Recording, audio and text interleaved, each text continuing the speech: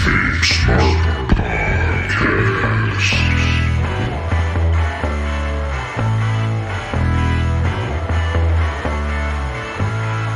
Welcome to the KayFabe Smark Podcast with Eric Todd and Brian Rampa, your smart mark source for news and opinions on the world of professional wrestling.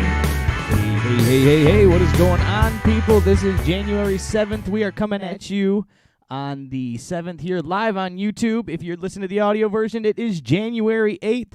We are going to be talking about New Year's Evil. We're going to be talking about, I can't think of what AEW's news, their show is called, New Year's Bash. And we're going to be talking about all things wrestling. Let's kick it over and see what is going on with Eric as we get ready to kick off episode 30. What are we this? Episode 33? Yes, sir. Episode 33. Eric, what is happening? Oh, you know, just laying low, going with the flow, Brian. Been rummaging through some of my old stuff.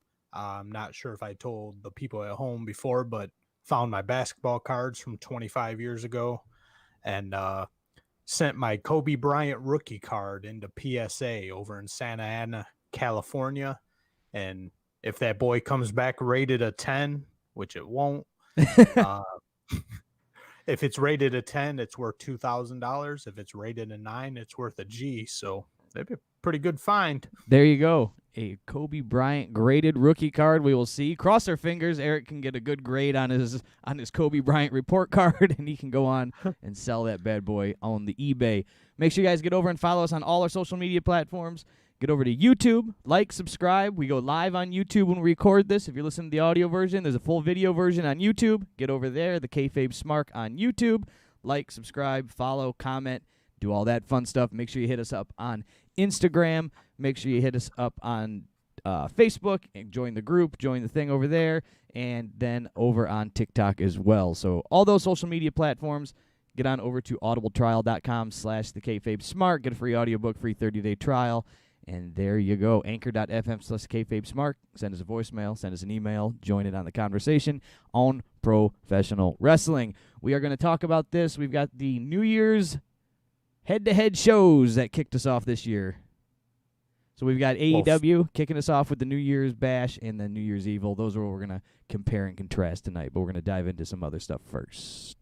What you got, Eric? Yeah, let's dive into some news. A little spoiler alert there. A group of individuals that are famous when they're together kind of got back together this week. And on top of that, Marty Scurll has left Ring of Honor. It was a mutual disembarkment, but I missed this. Might have something to do with the allegations during the I guess Me Too was a few years ago, but the resurgence of the Me Too type movement that's been going on. Marty caught some allegations, and between him and Ring of Honor, they decided to part ways. So there hasn't been any speculation of where he plans to land or who wants to pick him up, but I think Marty Scurll would be a pretty good addition to AEW. I mean, how could he not? I never knew why he didn't jump and leave with them. I didn't know maybe the contract's timings were off for Marty to leave with his friends in his clique. Like he was rolling with, they were the elite, was all together. It was Marty, and so with everybody else. So you're thinking, why did Marty stay? And Flip Gordon. I wondered why Flip stayed too. But yeah, I miss Flip. They got caught up in the Ring of Honor. They were doing their thing over there, and obviously Ring of Honor's in there.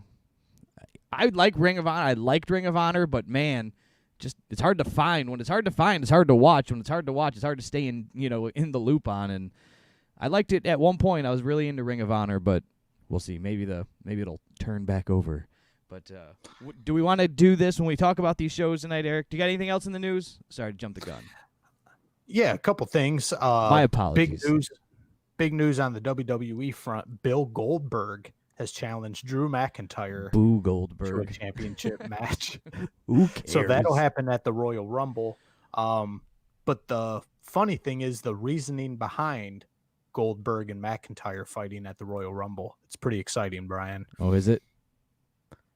They didn't have anything else going on. Goldberg wanted a title shot. They literally just had nobody to fight Drew McIntyre. So that's what they decided. So they're like, Bill Goldberg's contractually obligated to wrestle 2 matches a year for WWE. So they decided to just go ahead and use one of them boys up on the Royal Rumble and get a title match out of them. Oh, well, there you go. I always hate how Goldberg gets the walk-in title shot.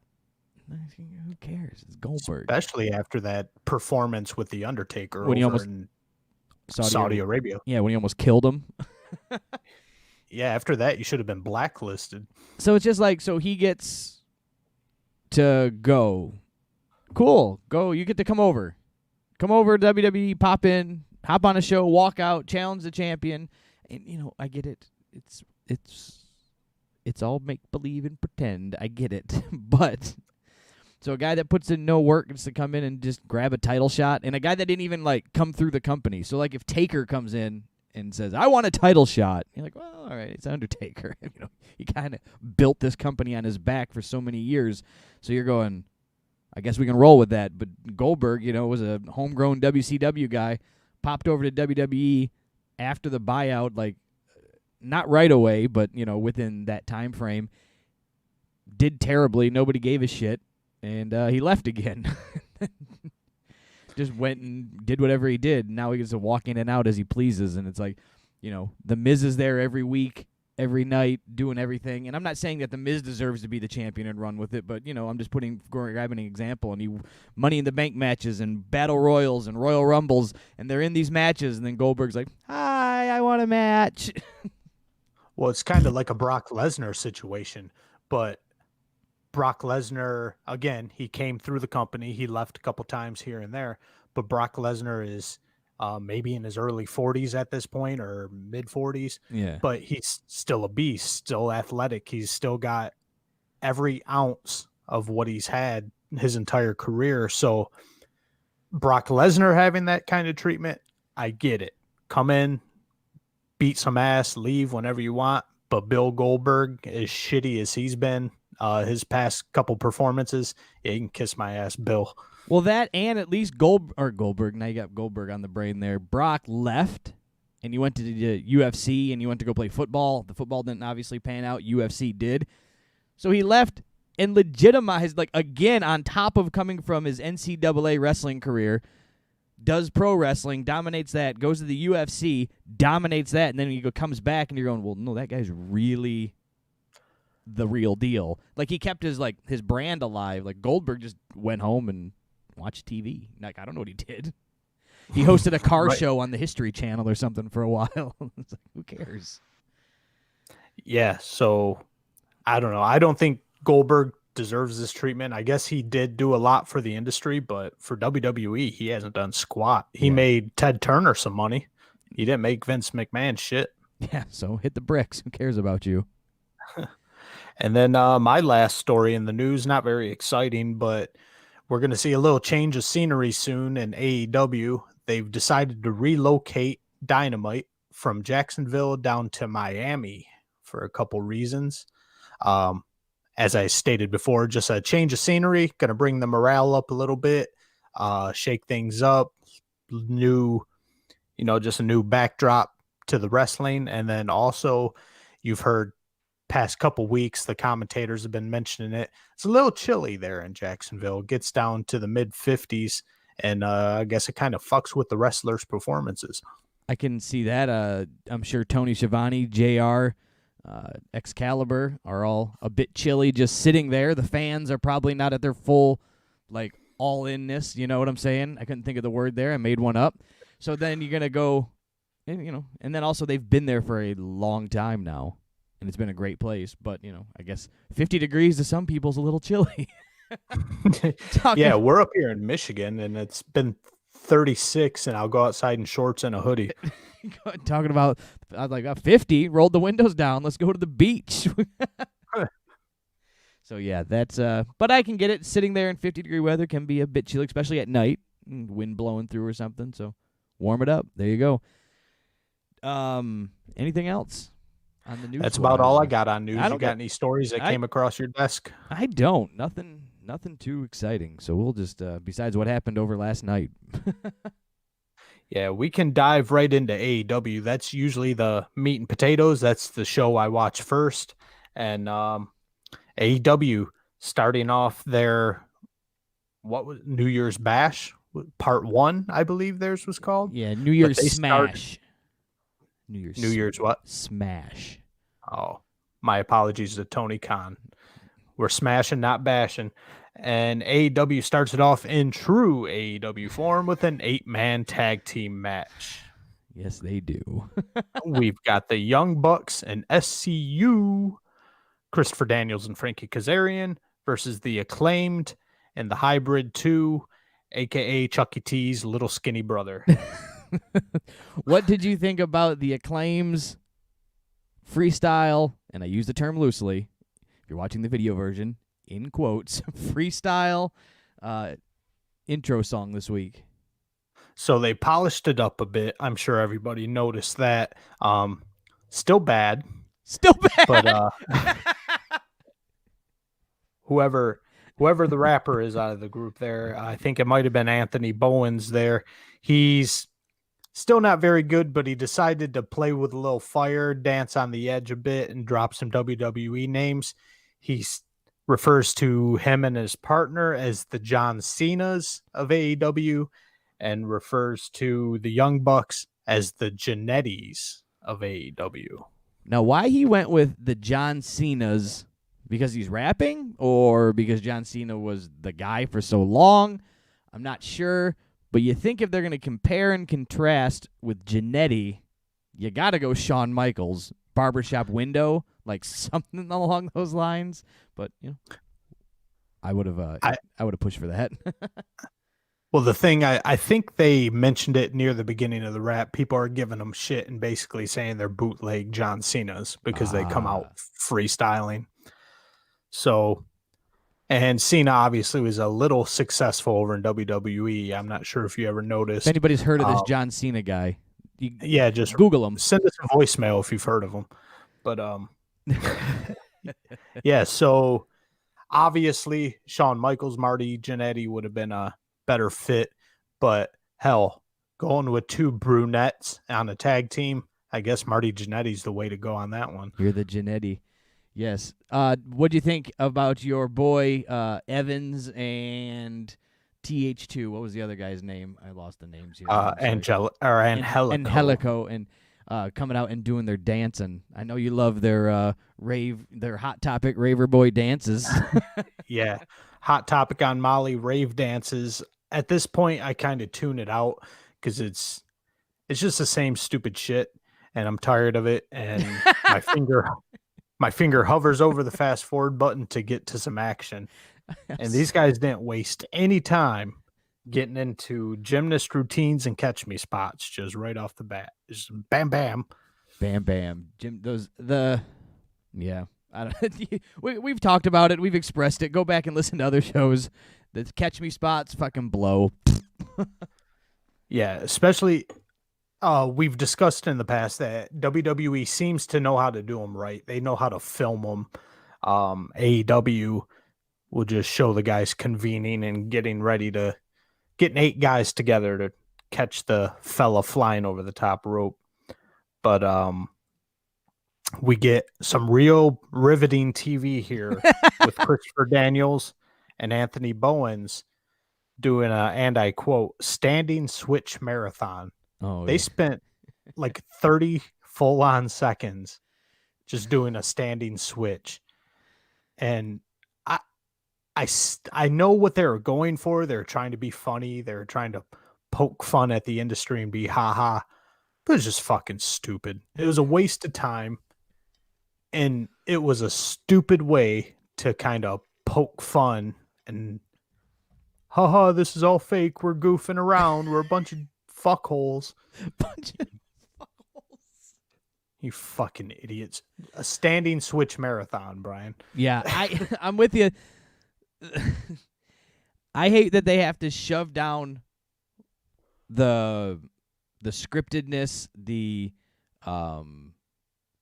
the fakeness of wrestling. We know it's scripted. We know it's not real. We know it's a play. But man, come on, don't tell it. Don't tell it to me. Don't give it away every time. Use the example of like watching The Walking Dead, for example, or Breaking Bad. Imagine when you're watching Breaking Bad, and every show, the first episode, they were like, Jesse was like, "Hey, look, Walter, Mr. White, this is just candy. These are Jolly Ranchers. We're not really making meth." And it was like, oh, why would I keep watching? Like, you want to believe and just go with the fun of the show. Don't give it away. Why you got to just ruin it? Yeah, some of us still want to suspend disbelief. We don't want to laugh at the business like it's a fucking joke. But the commentary team dropped a couple nuggets on us. A nugget of gold and a nugget of shit. We'll start with the shit first. The rankings in AEW start over at the beginning of the year. Now, Yeah. what kind of bullshit is that? I remember him doing that last year, but I wasn't positive how that was going to work because they only started in October. So, like, I just thought they kind of took October, right? It was October. The first year they started, it was October. Like, They kicked off in October. So then you only had, like, 3 months, 4 months. And then they were like, we're starting the rankings over. So I was like, well, maybe that was just like, and then, so I guess evidently they're doing it every year. I get the idea of it. It's to give a fresh start to somebody to get on a good roll. If their ranking is, in the shits, they can bring themselves back up by, go, okay, that's off my back. I can just focus on the future instead of worrying about the deficit they have to make up. You restart your rankings and your win-loss records, in the NBA and in the NFL every new season. So if they're considering the new year a new season. I guess I can see it from that point of view, but from a business point of view, I just kind of see it as lazy. For example, let's say they push Lance Archer and they decide towards the end of the year he's not really it. He's not who they're going with, but he's sitting at rank number 3. Instead of killing him and burying him and dropping him down by having him lose every week on TV, they can just reset the rankings and not have them at the top anymore. So I just think it's lazy booking and just a way for them to immediately start with a fresh slate as a team of writers, or Tony Khan if he's a sole writer, I don't know. And for them basically just to wipe the slate clean, and they can clean any bullshit off without actually having to show us why they're doing it or put storylines behind it. Yeah, I think it can help, though, too, on the other end of not having to do what WWE does and bury a guy and then lose the faith on bringing him back. At least the fans now you can trick them into believing that, well, just the rankings are changed, and maybe it can go from being he's getting buried to, well, the rankings changed and he's not the number one guy anymore. So then you can have somebody come up real hot in the beginning of the year, they can put some W's on them, and then you can maybe slowly forget about the guy. You can do a slow burial. It's just another way to look at it, but I think it can go either way. Yeah, but like I think it works either way. Where I don't like it is I think it can kill a hot streak. So somebody picks up popularity. Say somebody doesn't pick up popularity till October, November, December, right? You just all of a sudden, for some reason, the fans get behind them. They cut a cool promo. All of a sudden, they're getting a little hot. They get some heat on the internet. They're moving. They got some hashtags that are following them. Oh, hey, you might want to invest in this guy. You might want to invest in this guy. Then all of a sudden, it's like, well, his ranking's the same as everybody's now. And then that hot streak's over.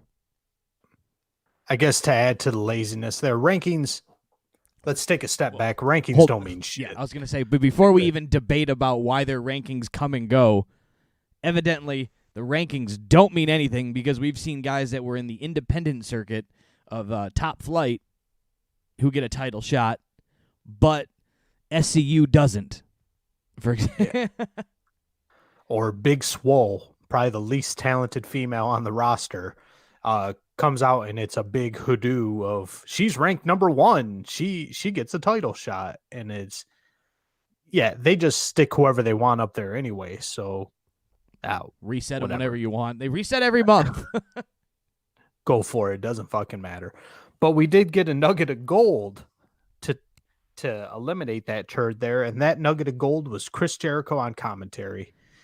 He has won me back, Brian. I'm not giving him my entire heart at the moment, but for the time being, Jericho has won me back by hopping on the commentary booth and making an ass out of everybody around him. So I think there were several times that happened throughout the show, but what was starting off your favorite spot, that what he said and how it went down that started to win you over? I only noted the ones from the first match because that was enough. First, he starts off by mocking JR because JR calls somebody in there an athletic bastard. So Jericho wastes no time mocking JR's accent and calling somebody an athletic bastard. And then here is what really drew me in. So you got that idiot Excalibur over there in his mask. Angelico does some fucking bullshit tie-up move. Excalibur says, and I quote, "The crucifix into the Navarro dos Mio." Then you got JR who goes, "What?" That's where we have Excalibur clarifies the Negro Navarro submission hold, and Jericho chimes in right now with, and I quote, "It almost looked like there was the Negro Casas Bacastran if you want to go hold for hold." We all know, the audience and us know that I hate Excalibur's over dramatic names for moves, whether they're in Mexico or Japan or whatever. He's so ridiculous with them, and I'm so happy Jericho pointed that out and ridiculed him for it. Yes, I have some other moments that I noted as we move along through the show of how Jericho took his stabs and kept it going. Now, I like Jericho, been a Jericho mark since 1999, right about the end of his WC 98 when he was jumping WCW to WWE and the Y2J, and then when he made the full jump, I was all in on Jericho. But we will continue on from there, so I won't just be a fanboy and mark out, but we'll continue on. Anything in this match that is worth talking about now, Eric? Not really. Just wondering if sometime in the future, if I could see a Young Bucks match that wasn't filled with catch me spots, I would be very interested to see that. I think they use it as a crutch to keep the audience in it and excited. So I want to see how they can work. We've seen them work with FTR, and they were able to work a traditional wrestling match for the most part. But let's see them not use the catch me spot crutch and see what happens. Touche. I got nothing. I can't argue with it because you can't say that, no, they don't use it. They do. It gets used. There's a lot of flying. It's a way to keep the holy shit chants flowing if there was an audience. It's that working in a highlight reel mentality. They're working in TikTok video format. They're going, we got 1 minute, we got 30 seconds. We need a viral video that's going to roll off of this. They're not on the independent scene anymore where that's keeping them alive. They're on the weekly scene. Precisely. You can't do the same joke over and over again if you got the same audience. But we see a little cohesion of the Young Bucks and SCU here as Christopher Daniels and Buck Hogan team up together to do the Meltzer Driver for the win.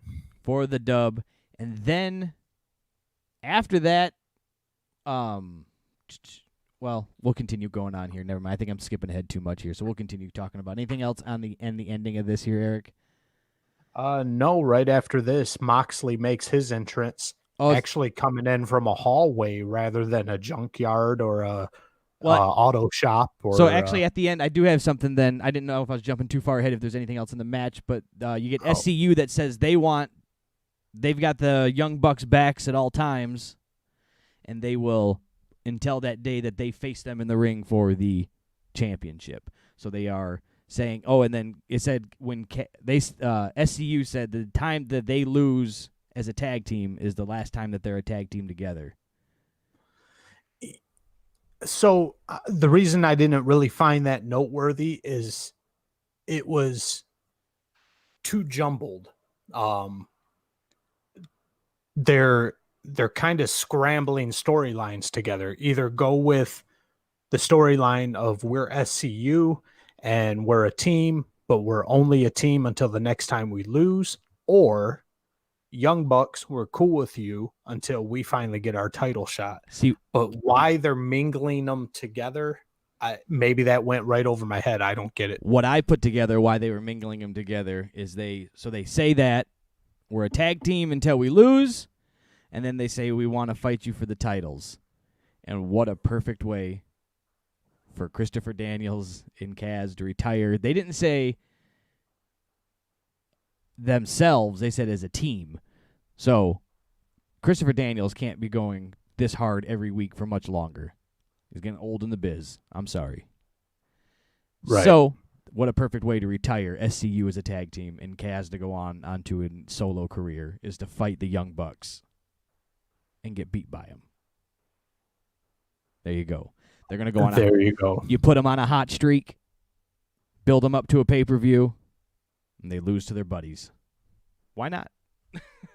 There you go. You're playing chess and I'm playing checkers, Brian. That's all I didn't put that together, but that's how it's going to work. That's what I see as that perfectly. Cinderella story, if you will, of them coming together at the end to lose and break up that tag team by the Young Bucks. Who better to kill them than the Young Bucks? Excuse me. But yes, then we have Mox in the ring, and Mox comes out and cuts a hell of a promo. Oh, yeah. He's circling the ring. He's wagging his head all around. You're in my head. So since you already said it, we got to stay here for a second. I can buy his promos, man. I'm watching him. He can draw me in. He can talk me in. He uses that Jake the Snake style promo that Jake made famous, that real talk kind of low. And that way you just kind of have to lean into your TV almost. He has that real, and then he's looking at the at the camera, and feels like he's making eye contact with you at your house. But then that walk, that pace, like a lion, like a caged up lion. And if you're not watching on the video feed, go back and watch it. I'm doing my best imitation. It's his head when he walks, and it's this thing, and it's like it's not a cocky thing with his head. Like, it's not a cocky it's head almost bob. just like raw emotion exuding from him. Like, he is so full of anxious energy that he doesn't know what to do with it, and his head starts moving. It's a pretty funny little tick of his. But anyways, I wanted to comment on that, and you led me right into it, Eric. And we'll continue on with the promo here. Well, Mox is all fed up with Don Callis and Kenny Omega, and he's not done with them. You say he's all fed up with him, like because he's a real mean guy, right? He's very aggressive in the ring, and then you're like, oh, I just like if he's had it up to here, Brian. If people haven't haven't heard the promo yet, they're just envisioning Moxley in the ring, like, shucks, I'm all fed up with that mean Don Callis and that real grumpy Kenny Omega. I've had it up to here with those two whippersnappers. I'm at my wit's end with these two fellas. Grr. And I'm going to give them a good old beat down next time I see them. A good old mollywop right to the dome. Right to the dome piece. Anyways, we can continue here. Yes, he is not happy with those two numbskulls, and we shall hear him go on about that. Let me see. He says here, and I quote, "I promise you one day you will look into the eyes of the devil and beg for mercy as you will realize you crossed the wrong guy." I'd say he's fed up, wouldn't you, Brian? I'd say he's fed up. What other adjectives are there? He's had it up to here. That poor guy's fed up. Going from that hell of a promo, we go in the back. They really yin to your yang on this one here. We go from another nugget of gold to another nugget of shit with Chucky T and Orange Cassidy in the back. And you don't even got to mention this. These two cutting a promo, you know it's going to be Garbo. So Trent's out with a torn pec, and it says they comment that he's going to be out for the next 4 to 5 months. So that kind of sucked for Trent That's a kick in the dick. and for best friends. And then they say that, and then Miro and his fucking goons, Kip Sabian, they come walking up and have a terrible promo to add to this. What'd you think of Miro's outfit? When he was talking to, I forget who was doing the interview there, that the girl, he was like, touch the drip, that's enough. Yeah, I don't get this Miro. I prefer old school dickhead immigrant Miro. Rusev. Just go in there and beat the shit out of people and have Rusev Day. Yeah, and then then they challenge Trent to a match, or Trent challenges Miro to a match next week. Well, that'd be Chucky T. Oh, did I say Trent? Trent's injured. Trent's Yeah. injured. Trent would have a better chance, probably. Sorry. Chucky T challenges Miro to a match next week, and then the stipulation added that if Miro wins, Chucky T will be his young boy. Yeah. Well, hopefully Chucky T brings a bottle of his famous hot sauce. You can find that video on our YouTube channel. And that's another gold nugget to add to your day. But if you're not familiar with what a young boy is, it's a New Japan term over there in Japanese wrestling. New Japan makes it, famous. The young boys are the young kids getting into wrestling, and basically a seasoned veteran takes you under the wing. But when you're somebody's young boy, you do somebody's young boy work, and that might mean you're doing their laundry. That might mean you're cleaning their car, you're picking them up, you're driving them around. You are you're their bitch. You're their bitch. And you are doing all that work. And these guys, especially in Japan, take it real seriously. So you probably are buying them groceries and taking it to their house and doing everything for them. So, but yes, that will be that. So you can only imagine that will be the storyline, and that is what will happen is he has to lose, because it wouldn't make any sense if he won. No, what else is he gonna do? He's all out of invisible grenades, Brian. It's about time he's just Miro's young boy. He's out of invisible grenades. He's out of a tag team partner, and the only guy left doesn't talk and keeps his hands in his pockets. So that's the only person left. So I think that's what's going to happen. We shall see. And it was so bad, it was funny. With that promo and that little backstage segment.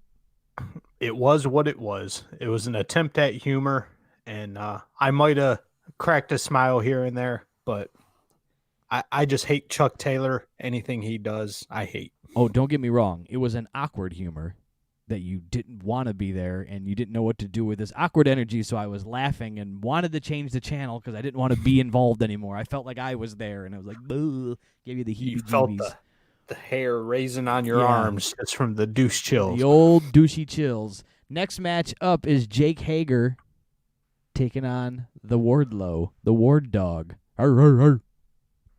Battle of the big boys from the inner circle. You've got the original, pretty much bodyguard of the group, Jake Hager, and going against the new bodyguard of the group, Wardlow, on the MJF side. And if you could look past the clunkiness of this match, wasn't that bad. Hager, as weird as this sounds, because he's been in the business for so long, still a little green. He not as smooth as he should be for being in the business for 15 years, but let's be honest, he hasn't really worked a lot. He in the wrestling ring. Do you think it's a greenness, or do you think it's a transition from training MMA, fighting MMA matches, to then going in and now having to pull your punches and put on a show instead of just beat some guy up? So in an MMA match, they don't go, hey, kid, go out there. You got 12 minutes. They go, hey, kid, go out there. You got 3 rounds. And that's what you get. Everybody gets 3 5-minute rounds. Right. Well, green is green. I guess the question here is he still green from back when he was Jack Swagger, or is he green again from having to make the transition from Bellator over to professional wrestling again? But only time will tell. Yeah, I was just a little disappointed that he couldn't lead Wardlow a little better to get a better match out of this. But the clunkiness was really put on display, especially when Wardlow tried to leapfrog over Jake Hager's tall ass.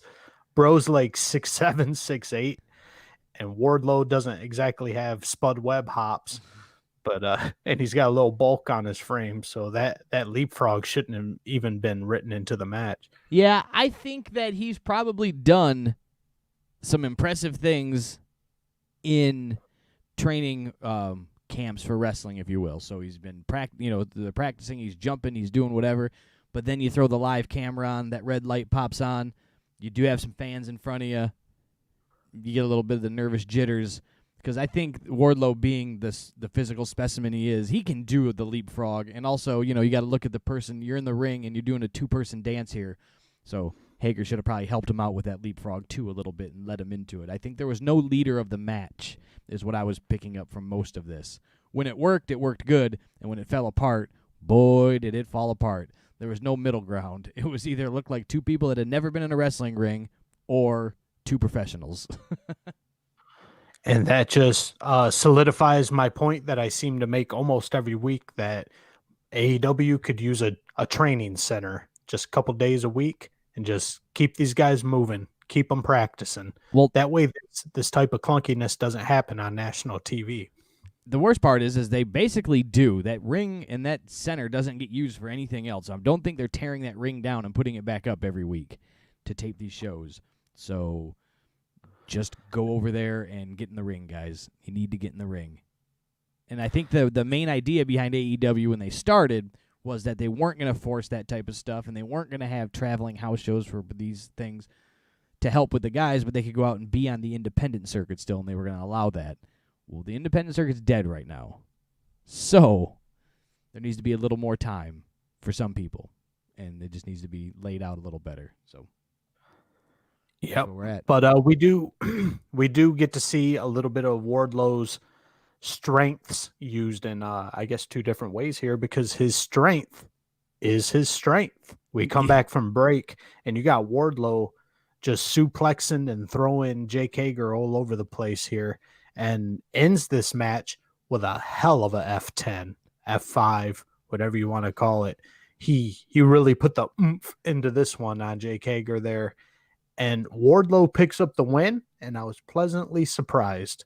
I thought they were going to give this one to Hager. Yeah, I could have saw that definitely going to Hager because it's Jake Hager. He is the OG of the Inner Circle, the OG big man. And these two are him and MJF, or him, Wardlow and MJF are the new guys in the crew. So you would think that would put him over. But, they put over the young kid, which is nice. It was probably cool for Wardlow to win on TV in a singles match with no bullshit. The Inner Circle was out there, the other guys. Nobody got interfered, no run-ins, no nothing. It was just 2 big guys beat the hell out of each other. And he manhandled Hager. And when you can do that, that can really show off what you can do. So when you got a guy like Wardlow that can manhandle a guy the size of Hager, that's pretty cool. It looks great. It works out good on TV when it works. It was a beautiful win for Wardlow. No other way to put it. Yes, sir. Move on to this backstage segment.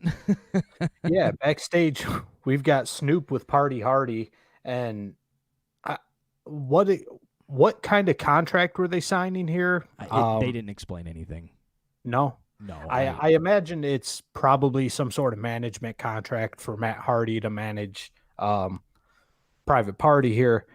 But Hardy showing he's not above taking shots at the former employer of his, takes a shot at WWE by emphasizing to Private Party there that if they want to do Twitch streams or other third-party things, they are free to do it, and he's not going to take a cut of their money. Oh, word? Word? For real? Word? Oh. Now, they are backstage with Snoop, Private Party. It makes sense.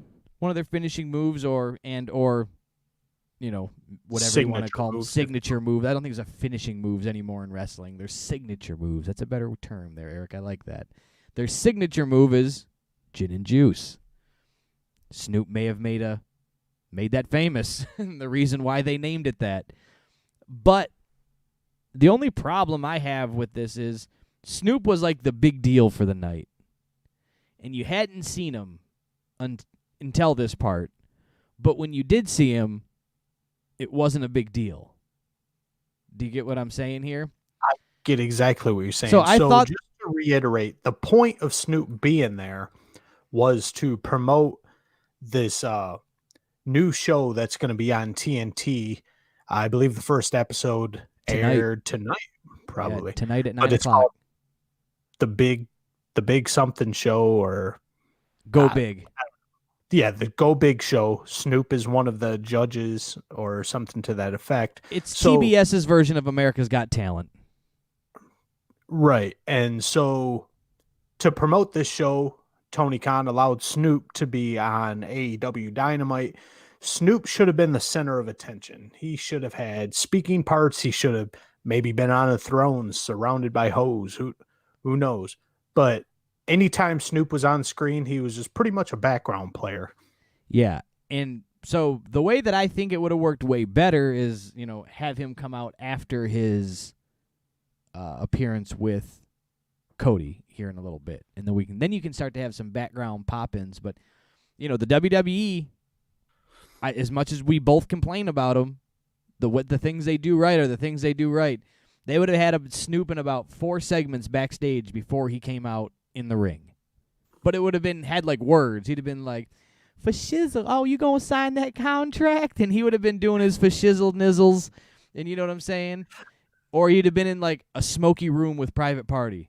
Like Matt Hardy should have went looking for him and opened up a door, and like they just had the biggest smoke machine obviously going off, just filling up the room. Or they could have just let Snoop do his thing, however you want to get down. And then all the smoke comes billowing out, and like, you're hanging out with Snoop? I thought you were going to sign this contract. Again, a million better ways to book this show, but when Tony Khan's booking it, that seems to be pretty run-of-the-mill. They just got Snoop standing there. They're like, oh, hi, Snoop. We're not going to talk to you now. The 3 of us are going to talk, and you can just stand there. For shizzle. For shizzle. So Next on our agenda, for some reason, it's necessary for Brian Cage and Darby Allin to weigh in on national TV before their match.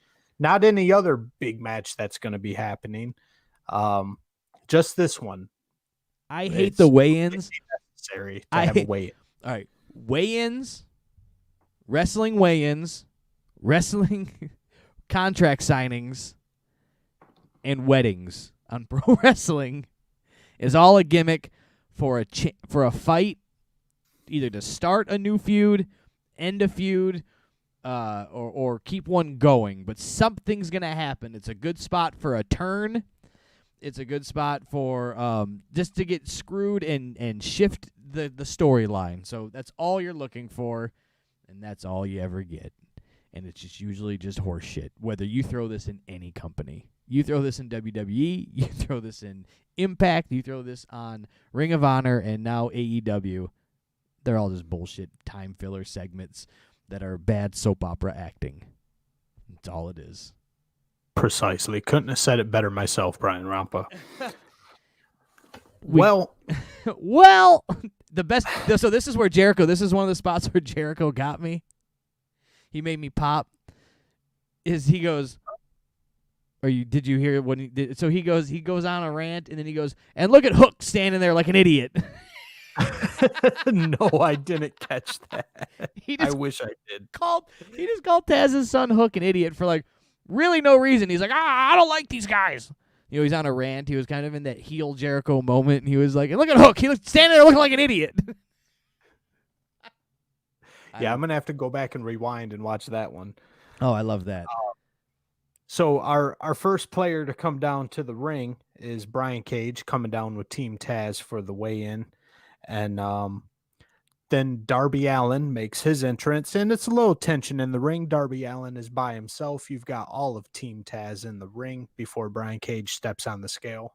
So before we even dive too much deeper into that, they introduced Darby Allin. Tony Schiavone says, and our TNT champion, Darby Allin, and you can see as he has the TNT title with him as the red belt was retired to Brody Lee Jr., Brody Lee's son. They didn't do a Zoom. They didn't hold up that belt. They didn't do nothing for the new belt. They just said, "Oh yeah, he's still got the belt. See, he's still the champion from the debacle of last week, where everybody thought he wasn't the champion because they just like were getting rid of the title. They're like, yeah, he's still the champion. He just got a new belt." And then he laid it on a skateboard, and that was it. The cameraman didn't go over to it and look at it on the skateboard and go, wow. And then so JR could go, "Look at that belt. Well, that's a beauty, ain't it?" They like he's got a belt. I think they almost did that out of shame because they didn't change the only thing they changed was the color of the strap. It's the exact same plates as far as I can remember. As close as I could see, they didn't give me a good look at it. I couldn't tell you if it was or not. I just can assume it looked close enough to the same from what I did get to see. But still, it's supposed to be the new belt. You go, he could have held it up like a champion. Right. He laid it on his skateboard. Or they're fighting for the belt, right? So have Right. Tony Schiavone put the belt together, like the referee would hold it up, fold the straps around the back, and put it in front of the scale. Again, I think it was just because when they retired the former belt design, they kind of implied that we were getting a whole new designed belt, and they did not deliver on that. So I think it was a way of kind of just sweeping it under the rug. Well, hey, we changed the belt, even though it's just the color of the strap. We changed it. Let's move on. Let's not focus on it. Maybe. So I guess we'll let it go. But nonetheless, I thought that was goofy. We do get our weigh-ins here, and I understand, even though the weigh-ins are complete bullshit, in this particular matchup, the weigh-ins are to show the extreme size difference between our opponents here. 100%. So we got Brian Cage weighing in at 272 pounds. Darby Allin steps on the scale, and he weighs in at a beefy 170 pounds. Now, this weight difference may scare some people. It may make Darby Allin the underdog by proxy because that's a 102-pound difference, Brian. Yeah. But let's not forget, Tessa Blanchard is billed at 125 pounds, and she had no problem beating Brian Cage clean over an Impact. Well, there you go. You got it in early. Sometimes he saves it for the end, people. Sometimes it's in the beginning, but this time, probably about right dead in the center. There you go. Tessa Blanchard has beat Brian Cage square in the middle of the ring. Clean. She's only 125 pounds, Brian. That is a 150-pound weight difference. So I think Darby Allin should have no problem. He should wipe the floor with Brian Cage. The other thing that threw me off, or didn't throw me off, but I thought was cheesy is Taz. I don't know if you heard this. When Brian Cage, we're going to rewind back a few seconds here. Brian Cage is on the scale, and Tony Schiavone's fiddle fucking around with the numbers like he's actually weighing somebody in. I bet you dollars of donuts that thing was not leveled and scaled out. It was just Tony Schiavone going, move this one, move that one, move this one, move that one. Hey, look, he weighs 272. He just says the number that he's supposed to say. Precisely, they're 100 pounds apart. Oh, boy, who saw that coming? But you hear Taz go, keep it a secret. Keep it a secret, Taz? You want him to keep the weight a secret? Like he's going to... like you might be at an actual weigh-in, and you might be like, you don't announce the weights until they're both done, right? To even it out, maybe at an MMA event or some type of wrestling event. But he's like, keep it a secret and announce him, and then Schiavone does not keep it a secret and just yells, 272!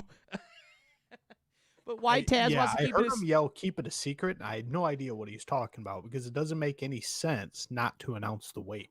Ooh, it also doesn't make any sense not to announce it because I can look at them and tell that they weigh different. You can? I could. I don't know. I thought they looked pretty evenly matched. I picked it up. I don't know. I'm a little observant on these things, but I can pick up a size difference between Brian Cage and, well, anybody. He is a beefy boy. And Darby Allin, always too big for his britches, decides he's going to threaten Team Taz and try to almost set himself up for a 1-on-4, it looks like. Well, he had a But skateboard, so don't forget about that. He had a skateboard. that evens the odds tremendously. But then, But almost on cue, Brian. Like nobody expected this. The lights go out. the snow starts to fall. And who makes his appearance? It's For Sting! So Sting makes either his third or fourth appearance in a row here. Who the fuck cares? What kind of drives that point home of not knowing if this is his third or fourth is he does the same exact thing every week, which the same exact thing, Brian, is nothing. Nothing. But not even Fans are nothing. But Fucking idiot. not even nothing. He does nothing really slow. Very slow. We talk about weigh-ins as a time killer. Sting's entrance is a time killer. Okay, so now if Sting was doing the gimmick this way, if they were running the Sting gimmick, easy for me to say, Sting gimmick this way, where the lights go out, the music hits, keep the snow. Keep the snow. I'll let you have it. Keep But it. Sting does not walk down the ring or walk down the aisle to the ring. Sting is in the ring when the lights come on. Every time. Right behind Brian Cage. Cage runs away. Taz runs away. Hook runs away. Right? He's right behind the guys, or he's in the middle of the two. Like they're getting ready to attack. Boom, it comes on. Sting's there. And the guys are outside the ring. Like he scares them out from there. But no. They're in the ring. 5 guys. 4 guys, whatever it is. And Darby Allin. And Sting comes down the ring. They are so scared of Sting coming down the aisle to the ring that they get out of the ring and run up the aisle so that they can leave. They pass him. Sting's on top of the ramp, and they run alongside the ramp. And then they get up on the back of the ramp, and they go, now we're back here, Sting. You can't get us no more. Nope.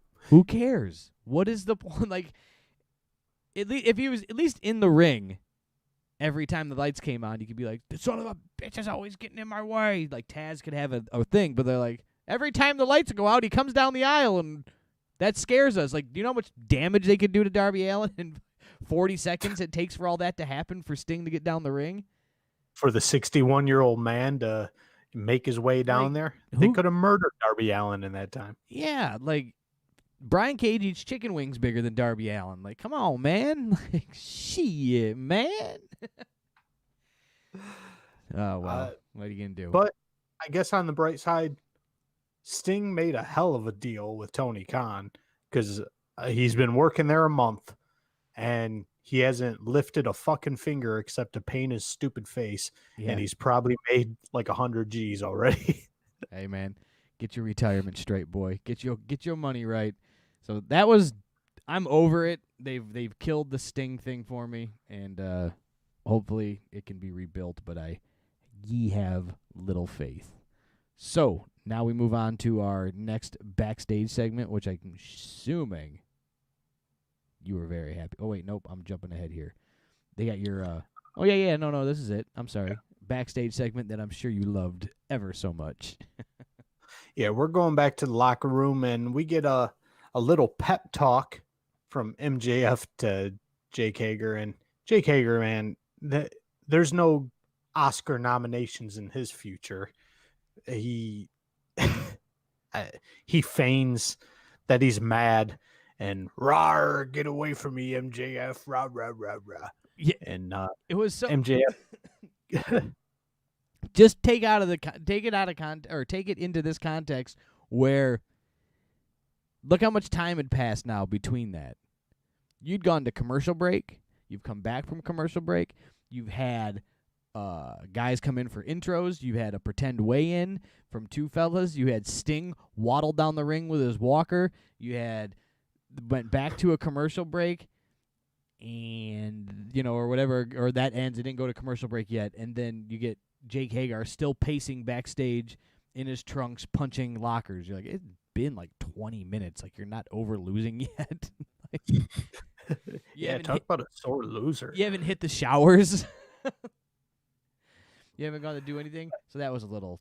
The timeline inside of AEW wasn't lining up of how much time has passed.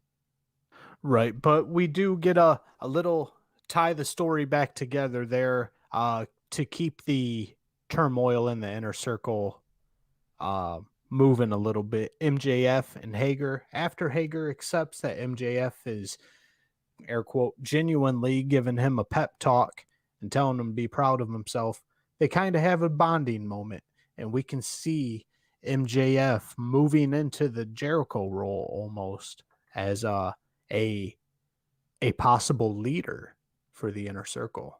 Yes, I still think that is something that is going to happen, and this is something that they might do just right. So we can keep our fingers crossed that the plan still keeps working that way. And our next segment here, I loved even more because we get a clip from AEW Dark, and we get this clip of Brody Jr., -1 or -1, whatever they call him, cutting a promo on the Glizzy Gobbler himself, Marco Stunt. And I like this kid. His dad just died. He's got moxie. He loves the business. It's goofy, and it's playtime that we always complain about. But he's an 8-year-old kid. There's times where it can be done right, though, and this is a time you can let it go. Right. Let the kid have him fun. And who better to cut a promo on than Marco Stunt? Because let's face it, they're the same size, and Brody Jr. would probably give him a run for his money in a shoot match. I knew you'd love the Marco stuff here. And then you get them talking backstage with Jurassic Express. And not just them, it's Alex Marvez. So I get my favorite Glizzy Gobbler and my favorite interviewer, Alex Marvez, together in one segment. Don't forget your boy Luchasaurus is standing back there. Oh, yeah, we got Luchasaurus there. And Marco is just going ape shit. And we get a little appearance from FTR there. And Marco Stunt decides he's going to be Mr. Big Balls. And I don't know if it's next week or the next pay-per-view type thing, but Marco is taking Luchasaurus's spot in Jurassic Express. And we're going to see Marco Stunt, the Glizzy Gobbler, and Jungle Boy Jack Perry versus FTR. Yeah, when FTR comes in, Dax tells him that he's useless and he needs to shut up.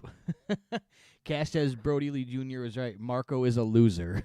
That was the quote from FTR. FTR comes in and just lays it out. Sometimes I wonder what's written for those two, or if they just really don't care. It's hard to tell. Truer words can never be spoken. And I think FTR's probably, because they are true professionals, I think they're out there just winging it. And people might be getting a little salty in the back, but the best promo is a ad-libbed promo. It comes from the heart, and I think that's what FTR is doing. And Marco pretending to get mad.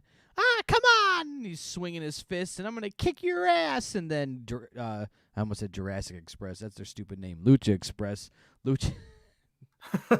Luchasaurus. Whatever his dumb name is. The giant dinosaur bastard.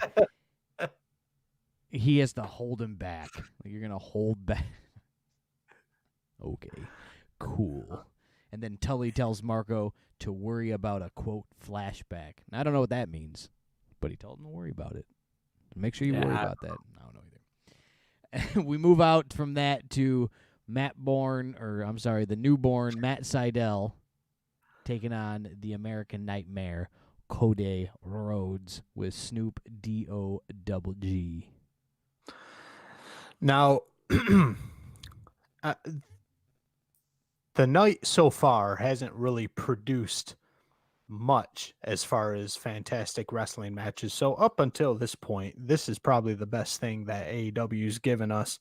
Matt Sydal, formerly known as Matt Bourne or Evan Bourne, and Cody Rhodes, they are both veterans. Been in the business probably 15, 20 years, each of them. And they know how to mix it up. They mixed it up really well with Cody's traditional WWE style of wrestling that works fantastic for him. And Seidel, even though he's an older fella, bringing a more modern style with a little quicker pace, a little more flippy floppy, and rather than letting that getting out of hand and ending up with a Young Bucks match, we got a good mix, and this match worked well together. Yeah, I can't disagree. It was good. So I like Snoop's little remix that, jump back a little bit here. The walkout music, they changed up Cody Rhodes' music to a little Snoop Dogg remix, and that was kind of cool. I thought the audio should have been a little better on that, but nonetheless, little Snoop remix of the There's Only One Royal Family. So that was pretty cool. And then you get Snoop outside the ring playing coach, playing Arn Anderson's role tonight, holding up, as Jericho called it, his Waffle House menu. And Snoop, as he's giving tips, making sure he's hiding his face like Arn Anderson does. And it also reminded me of, I believe that was Casino, when the mobsters would walk around and they would always keep their lips covered so the FBI couldn't read their lips. I thought that these two had a good match. I thought they had to figure out their working styles together in the beginning a little bit. It felt a little clunky. They weren't lined up right away. But as they figured it out and got relaxed and got in the groove, everything kind of came together. The beginning was a little, but they got it out. They shook out the bugs and got working together there. So, what are you gonna do? So, in the midst of this match, Cody inadvertently whacks the shit out of Serpentico, and we know this is leading to some sort of spot, and that spot comes after this match. That Serpentico spot was the drizzling shits. You get Yes. yes. So everybody kind of takes their step back naturally when somebody gets whipped into the barricade. Not Serpentico. He stands up at attention. He leans against the rail. He's right there. And he catches a mollywop from Cody. It's like, this guy's standing up. He's too involved. Something's going to happen. Boom, he got hit. Like, you called it, dude, and I called it. Well, the finish of this match, Cody obviously wins. We're not going to have Evan Bourne beat Cody. Cody wins with the Crossroads, and immediately Cody is attacked by both Serpentico and Luther for his accidental hit on Serpentico. Yes. And then just to jump back about a few minutes here, there was another line in here from Jericho that made me again fall in love with him on commentary, is that he said, Cody puts Matt Seidel into the cloverleaf. And he's starting to sit down on it. And Excrement says he's got him into a scorpion deathlock there. And you can see the hands are involved in it as you would lock in that cloverleaf. Very similar move. Cousins, right, if you will. I mean, you set up damn near the same, except you get the hands interlocked inside of it. And I even said out loud watching this, I go, that's a cloverleaf. And then Jericho was not seconds behind me on my couch saying, that's a cloverleaf, you idiot. So, anyone who thinks that Excrement, Excalibur, whatever you want to call him, anyone who thinks he is anything more than a basement dweller fucking Smark who's doing commentary on VHS tapes in his mama's basement, who happened to get a spot on national TV. Anyone who thinks he's more than that got put right in their place there, because even Jericho can't stand him. I think that's a little bit of real life sneaking into Jericho's commentary there. He just yells it out. It's a cloverleaf, you idiot. And boy, that made me happy. And I think this was also, was our boy the referee for this match? I don't remember who was reffing. Oh, what the heck? I assume you're talking about Paul Turner or eh, Mark Knox or whatever. No, it was Paul Turner was a ref either in this match or no, it had to have been this match because the main event was Aubrey. He also said, and I'm getting this for a sound drop, and I was going to try and get it done for this show, and I just didn't get it done in time. He says, Paul Turner's an idiot. Just make sure you have that prepared for next week, because I'm sure Paul Turner will referee another match and do something stupid, and you can just drop that. Oh, the houseplant Paul Turner. You can stick him in the corner. Yes, Matt Sydal takes the L. Cody wins, and then you get the ding-dongs running in here, Serpentico and Luther, to go beat up Cody, and then Sydal joins up and they beats up the team with him. He beats up Sydal and Luther with Cody. Yeah, it's all friends wrestling. It seems like it's just a normal thing now in AEW. You have a match with somebody and then you jerk each other off after the match, and good job, buddy. So Sydal and Cody team up and incapacitate Serpentico, and we get the move of the night. We get the Snoop drop. His poor knees. He has to be in pain today. Snoop's upside your head. And this was, for anyone Snoop who hasn't watched this match, please go back and watch the Snoop drop.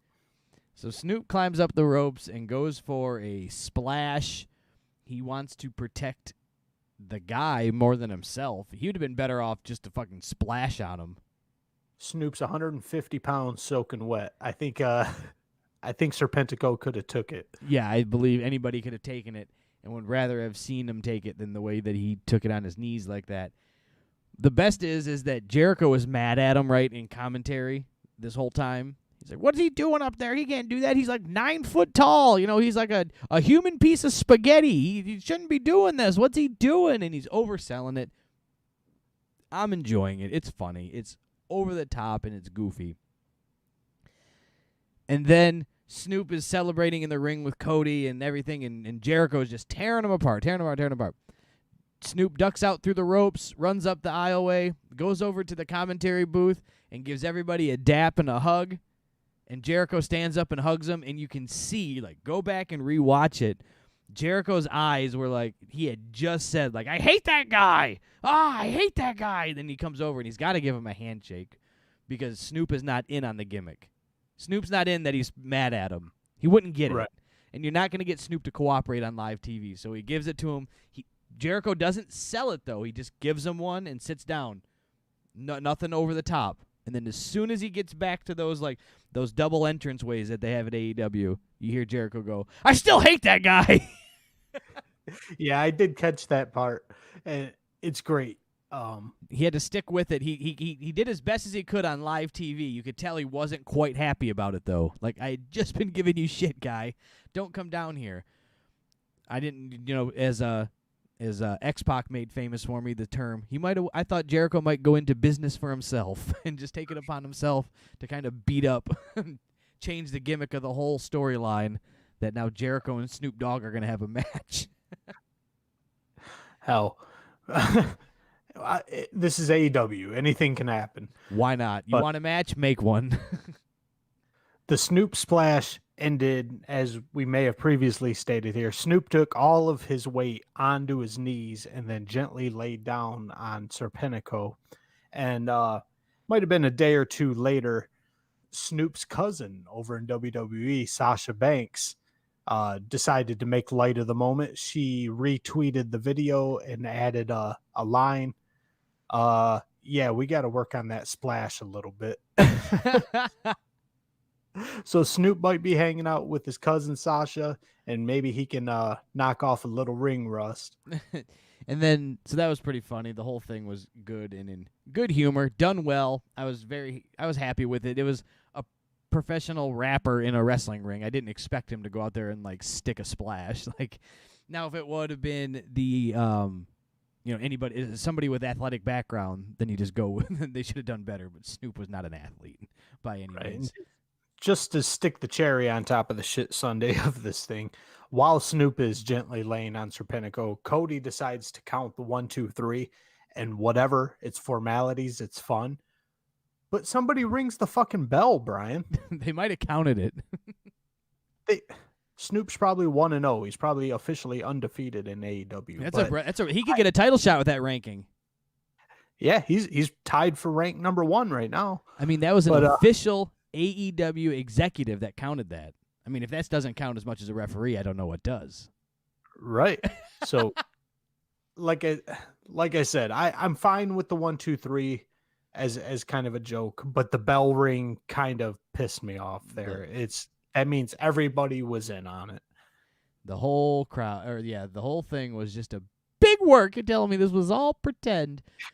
It's still real to me, damn it. They go to a commercial break, and we get the nail biter of Hikaru Shida taking on Abaddon. Or as I like to call her, the Abaddonable Snowman. Fuck yeah, Double Guns Todd.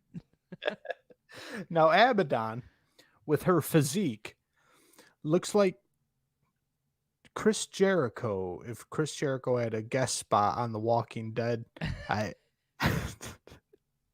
the nice big fat gut hanging over the pants and the the long flowing hair. That's Chris Jericho in makeup. That's Chris Jericho in makeup. I did not care for this match, not a lick of it. It didn't matter to me. This Abaddon chick is goofy, and I hate it. And Shida, don't really care for her either. So this was kind of a tap in the fast forward button of a match. The whole under the ring spot that they went to, where he was supposedly Abaddon dragged her under the ring, and she's biting on Hikaru Shida's neck there. You're like, no.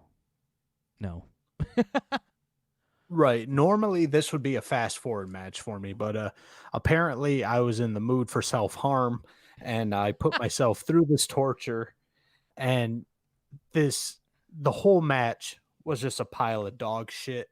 Just cartoon zombie bullshit.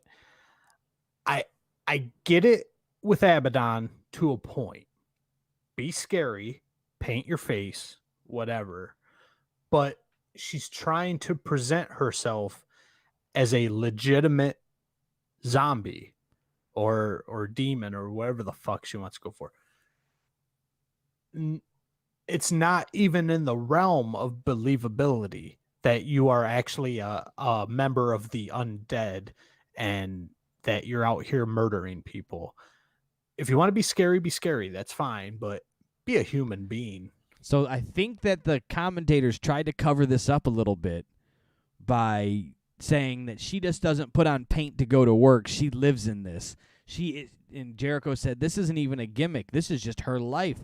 This is what she believes. So they broke it down by not saying that she was a dead zombie that crawls and eats people. They're just saying this is who she is, a weirdo.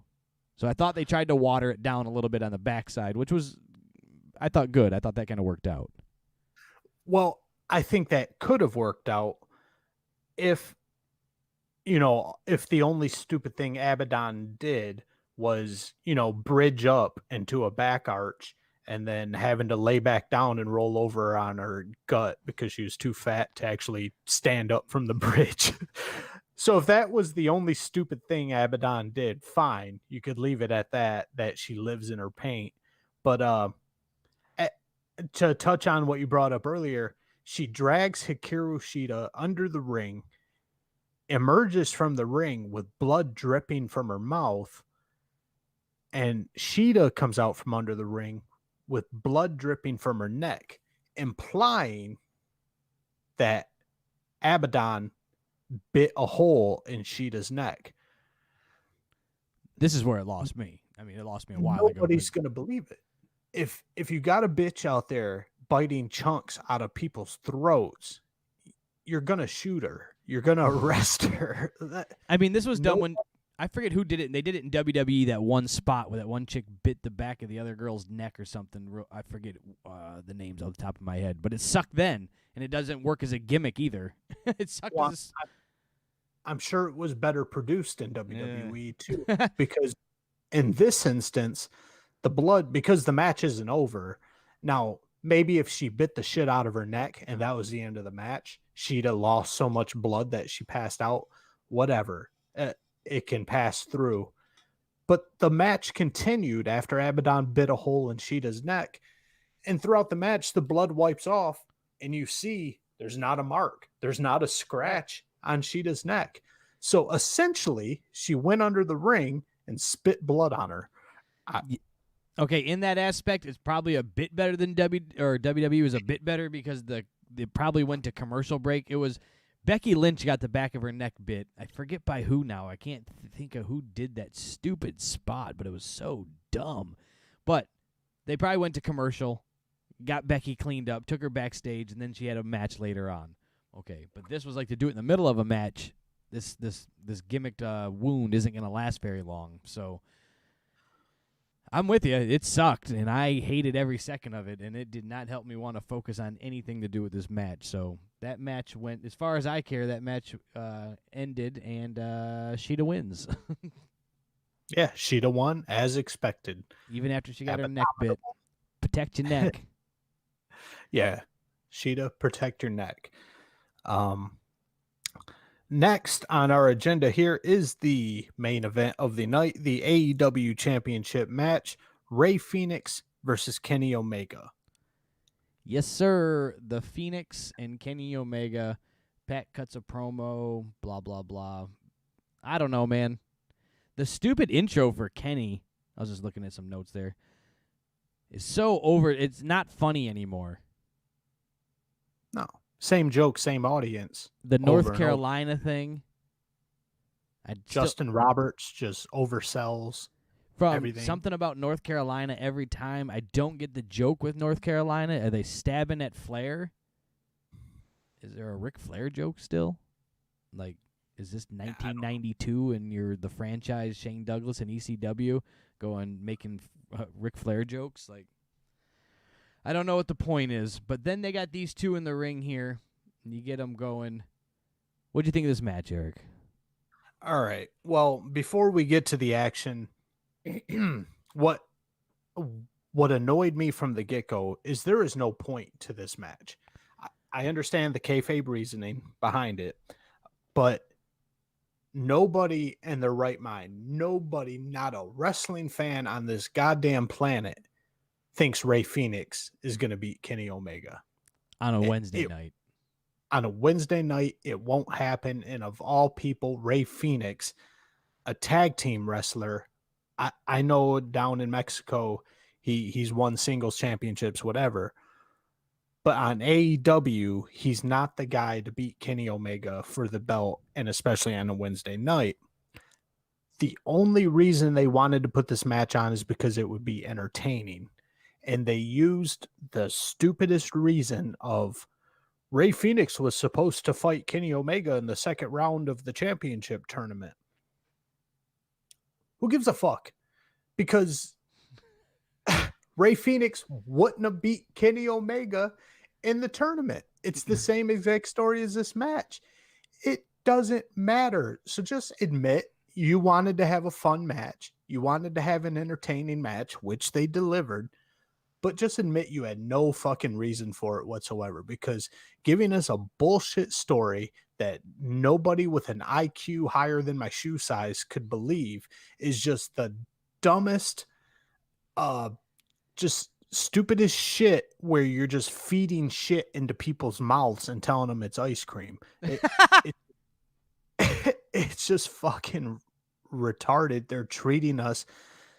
They're on the WWE plane where they're treating us like we're 5 years old, and it's fucking dumb. It's lazy. It's stupid. How do you really feel, Eric?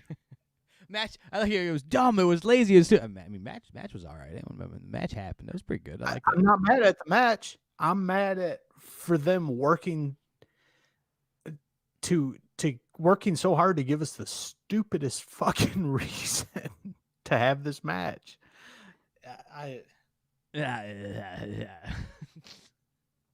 I mean, what else can you say, Brian? Nothing. I don't think there's anything left to say, Eric. So this match was good. I don't know. Talk me through it, Eric. What you like, what you hate. Alright. Bring me some things here. Chat me up. Chat me up. This was a good match. So Kenny Omega slowed himself down a little bit. He decided to show what wrestling skill he does have. So we got some traditional wrestling mixed in with lucha style, but this wasn't just a gymnastics routine that we would expect out of a Phoenix and a Pentagon match. So I thought these two worked together fantastically. There was a few surprise spots that I liked. At one point, Ray Phoenix was on the ring apron and was going to slingshot himself back into the ring. And Kenny Omega just came with a chop to the chest out of nowhere that just sent Phoenix right back down onto the apron and eventually down on the floor. I thought that was great. His chest was busted open. Him being Ray Phoenix, his chest was just like hamburger meat towards the ends of this match. It was just busted open. Those bleeding slap wounds that kind of exposed the skin. Those were pretty. I mean, showed some hard hitting moves. Yeah, at one point, there was maybe the Snapdragon suplex Kenny Omega gave Ray Phoenix on the outside floor, and you got Jericho with another golden one.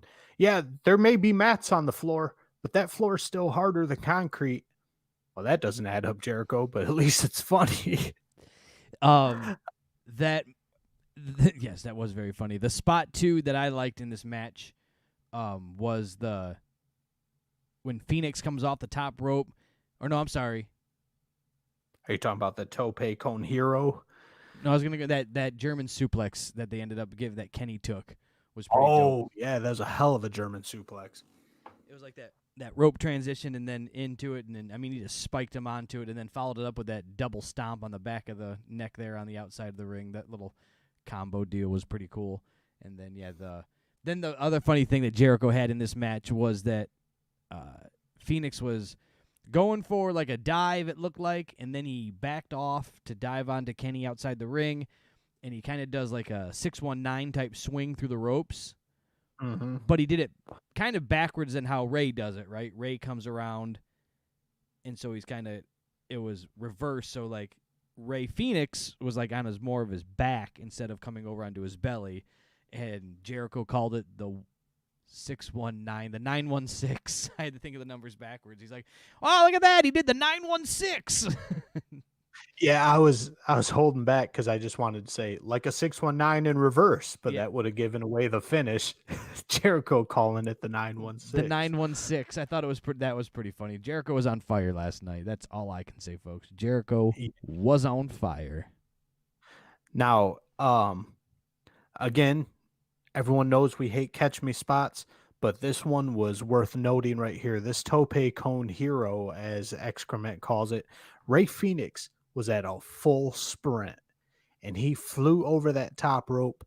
Kenny Omega took every pound of momentum from Ray Phoenix. Phoenix hit him at full force and still continued through him to bounce off the guardrail.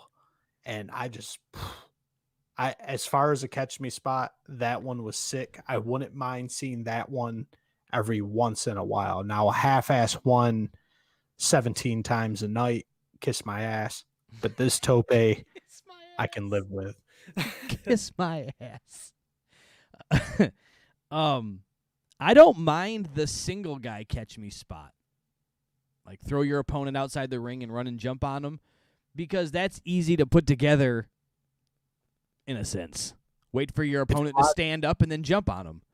Now, when it's a lot easier to work through and look natural. Now, if you are double teaming and you can throw your tag team out and then do a catch me spot, we're doing okay. But man, when they put 14 guys together, you know what I'm saying? Those big giant ones, those are ugly sauce. So a single one, I'm all in, man.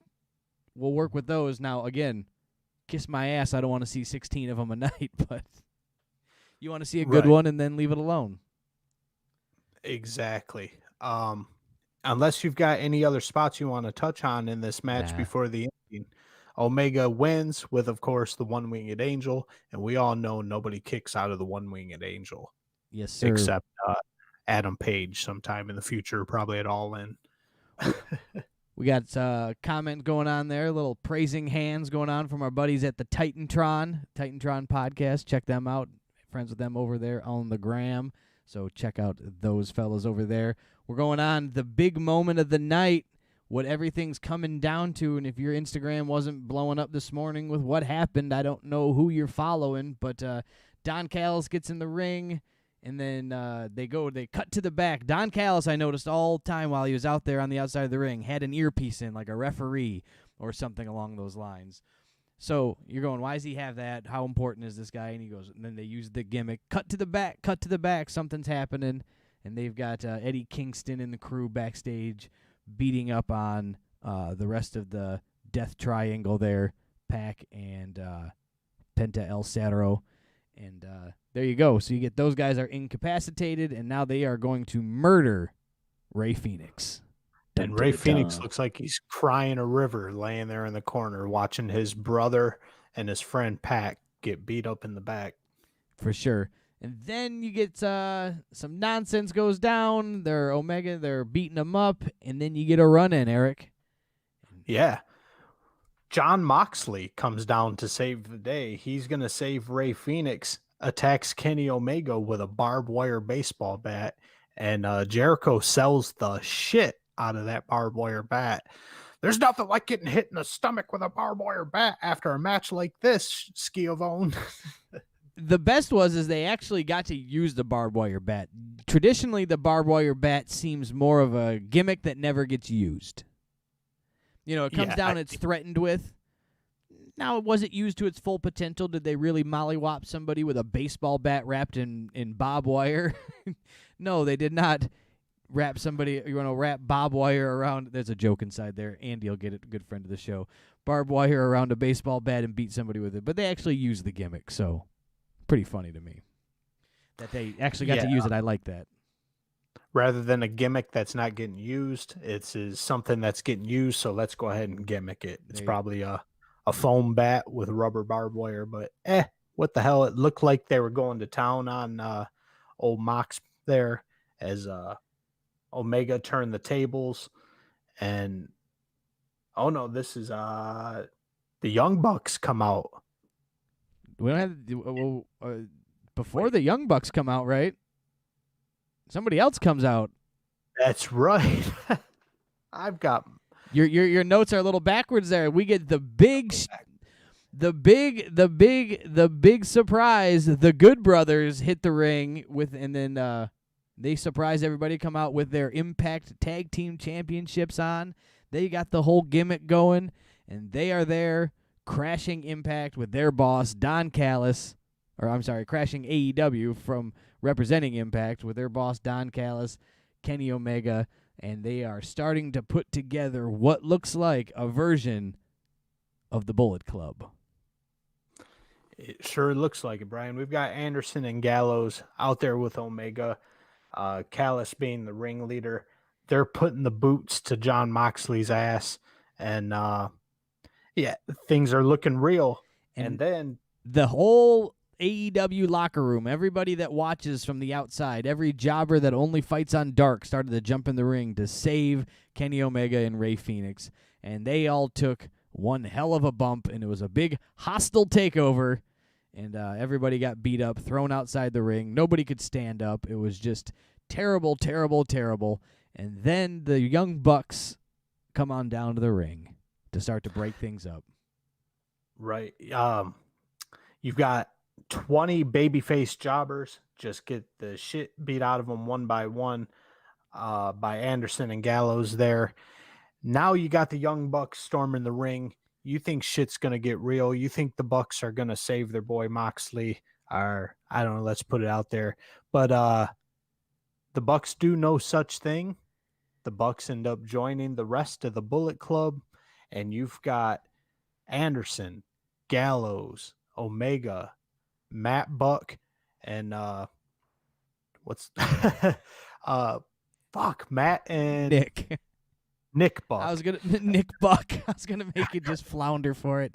So you get them. They all throw up the too sweet, and then the Young Bucks join in and give them that too sweet at the top, real big, reach up high, too sweet me, and that's how they go out for the night.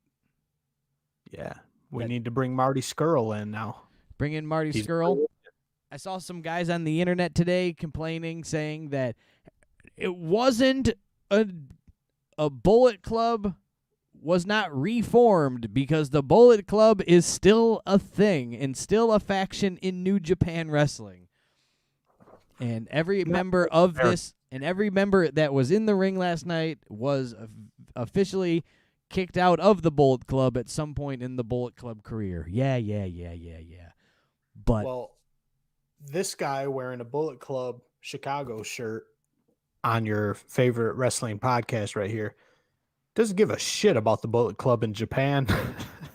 I only care about the Bullet Club buddies over here in America. Now, the only people left in the Bullet Club over in Japan that I care about is Tama Tonga and Tonga Loa, G.O.D., the Gorillas of Destiny.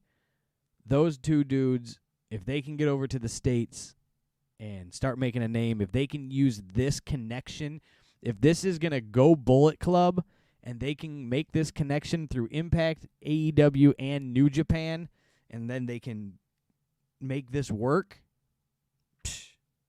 you can start to bring some of those. But G.O.D., Gorillas of Destiny, Tama Tonga, Tonga Loa, those dudes are amazing, and they will murder it over here in the States. It'll be great. Great. They killed it. So I'm got my fingers crossed for that. I've got my fingers crossed for that. I love the idea of the Bullet Club. Anything else, calling it anything else would just be tomfoolery, Eric. Just straight up tomfoolery to call this faction anything else. Vince tried to call it the Club. He tried to call it the Balor Club. It was tried to do everything else with Finn Balor's connection to the Bullet Club, but they just need to get the blessing from New Japan to use the Bullet Club name, and I think it'll be great. What were they calling it when Anderson and Gallows were hanging out with AJ Styles? Just the Club, I think. Just the Club. Just the Club, and then they never brought. It was just dumb. It was dumb. It never worked. They never brought Finn Balor into it. But, Finn Balor was the leader of the Bullet Club at one time over there. Is Prince Devitt. Like, it's a whole thing. Like, they were all in the Bullet Club. Like, for the love of Pete, guys. Come on. Get your shit together. But, nonetheless, for Pete's sake, we're using the oldest man lingo tonight. Pete's sake, he's fed up, and it would be tomfoolery. So, that was your AEW. Obviously, the show rode the wave of up and down from good and bad, and for me, it ended on the highest of high notes. I thought the ending was great. I love it. I hope they can continue on, and this makes me want to watch Impact or find a way to watch Impact and tune in, and maybe the storylines can continue over, even watching over. And so I'm just excited to see what can go on. I'm very excited for this. Yeah, I'm excited too. A good way, I think we touched on it last week, for two companies that are not necessarily tiny, but significantly smaller in WWE to kind of join forces and maybe become more of a threat. Yeah, very old school feel to it with like territories and joining together and having it one thing, kind of an NWA is what, I know they're not going for that, but they can tie this all together and have multiple companies, multiple small companies working together to take on the big guy. And I don't want them to take it down. I want them to put out content that makes other companies have to think. So that's all I look forward to. I don't want anybody to go out of business and lose jobs. I want people to prosper from this, and that's all I can hope for. Precisely. Now, that was show 1 on Wednesday night. Going head-to-head with AEW Holiday Smash was NXT's New Year's Evil, which was a big production for a Wednesday night show. We start this thing off with our host of the night, Dexter Loomis, just hanging out in an empty arena because, that's what serial killers do. Right. He's at the he's at the sound station and the light station just pushing buttons and seeing what the lights do. Kind of like my first day working for you when we DJ'd bars. I'm like, oh, what's this thing do? What's that Yeah. do? Hey, look, it worked. Thank goodness for Dexter Loomis, there just happened to be a giant metal box with a lever on it that said off and on. Made by and, Acme. He pulls the lever to the on position, and the whole Thunderdome lights up, or whatever this arena is that they call it. And yeah, Turn on the We are- TVs. The fans are there. The intro to New Year's Evil plays on the big Titantron TV behind them, and we're off and running, folks. We are off and We're off. running.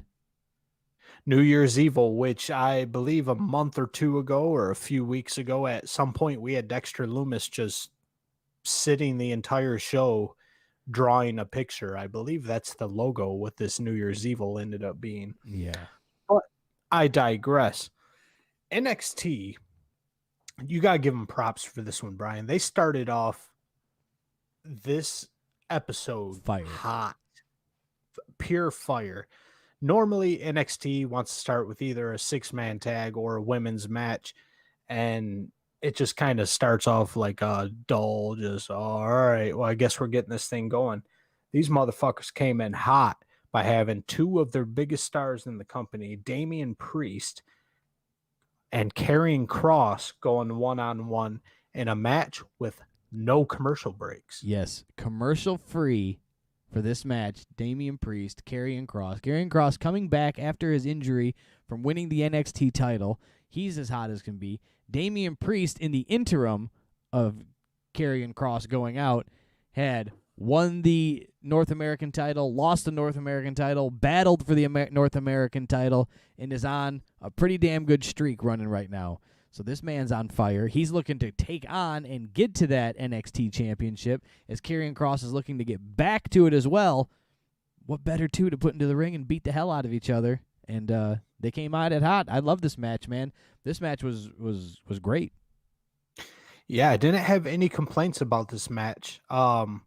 The one thing I did kind of notice, though, was I think it's very apparent in this match that Damian Priest is used to working with smaller talent, which it's not really by choice. He's a big son of a bitch, and 90% of the talent in NXT is cruiserweight size.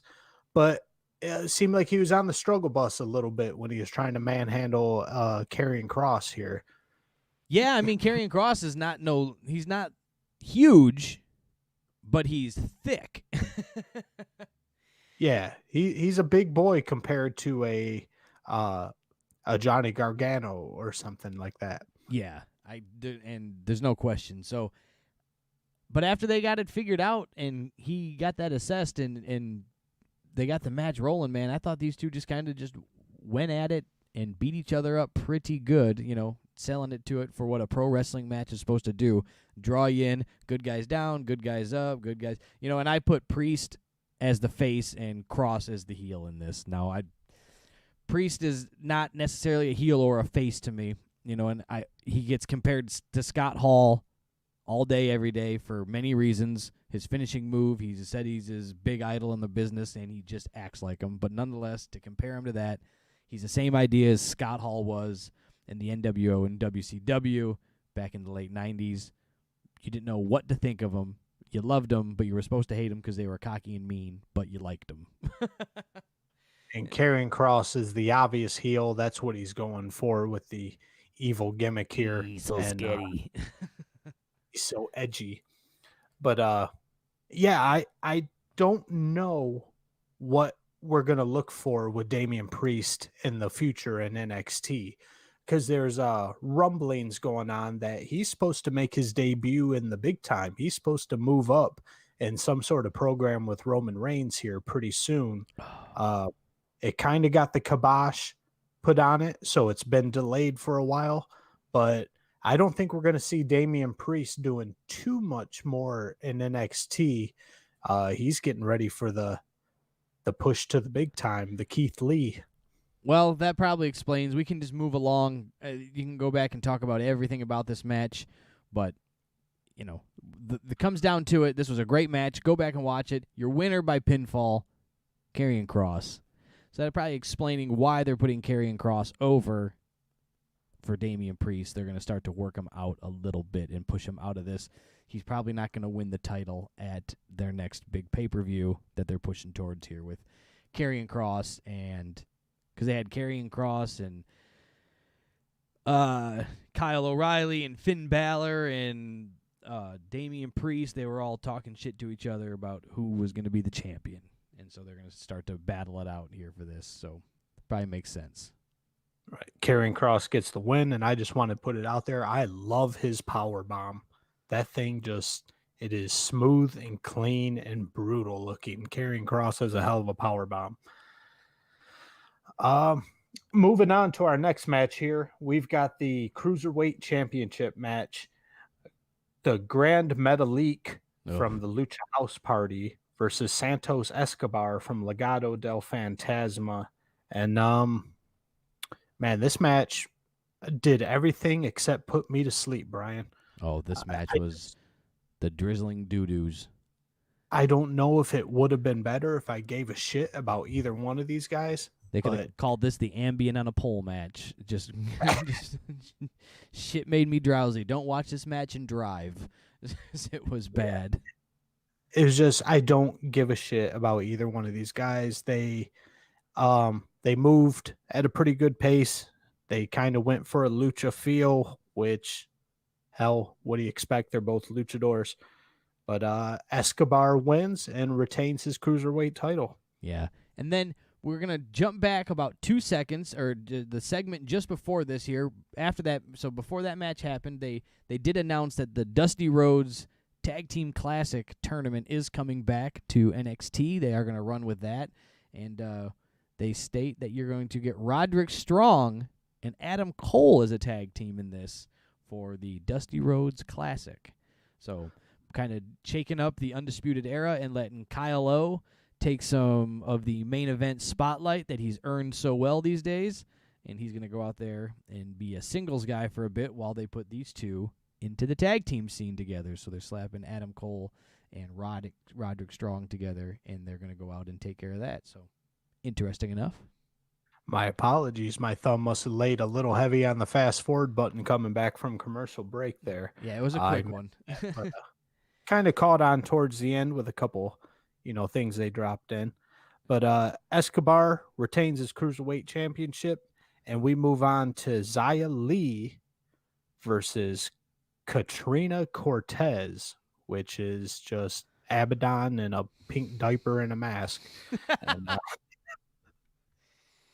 But this thing was just another overproduced pile of shit. And Xia Li comes out, does a whole ass martial arts exhibition on the entrance ramp with her homeboy in a suit following behind her and her zombie master sitting on his throne, just looking like a dead guy. I don't know.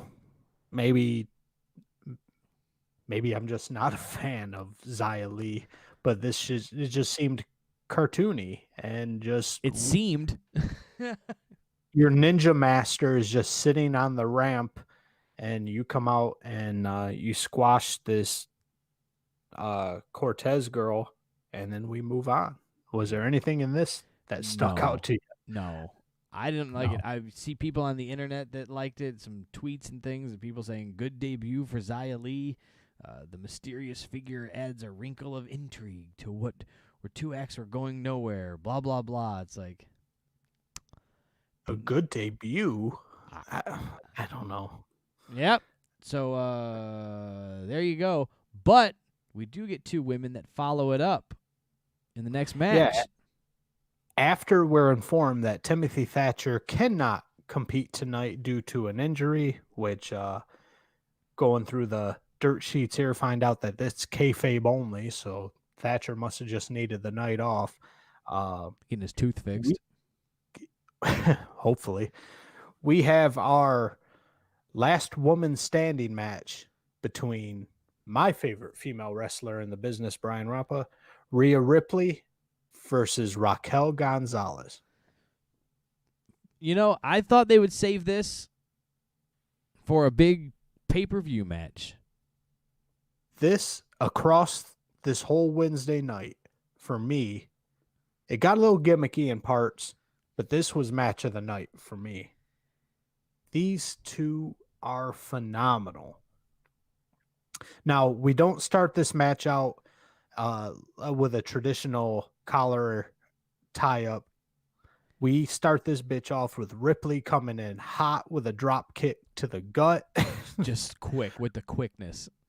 We get a brawl for all on the mat with Ripley and Gonzalez going at it. Gonzalez comes in hot with 3 over-the-head body slams. These slams hit so hard that it knocked Rhea Ripley's plug right out of her earlobe. That bitch was just bouncing across the ring. Boop, boop, boop, boop. These girls, the best compliment you can give a female wrestler is you wrestle like a man, and these two came in hard, Brian. Came in with the hotness. The handcuff spot outside the ring there with the handcuff, the right hand to Raquel Gonzalez, so she couldn't throw that right hand. That's her wicked move, right? The right hand throw. Wicked. At first I thought the reason I bring it up for 2 reasons. First reason is I couldn't tell how she was handcuffing her to that apparatus because I saw it because the glare that was on the plexiglass that they have there in the Capitol Wrestling Center was throwing off my depth perception, and I thought it was in front of the chain link fence. So I'm watching it, and I'm getting confused. I'm like, how is this working? And then they changed the camera angle, and you could see, okay, she's handcuffing her to the chain link in front of the plexiglass. That makes sense. And then she's getting beat up. And after she gets beat up, she stands up, and she can just rip her arm right out of the chain link fence.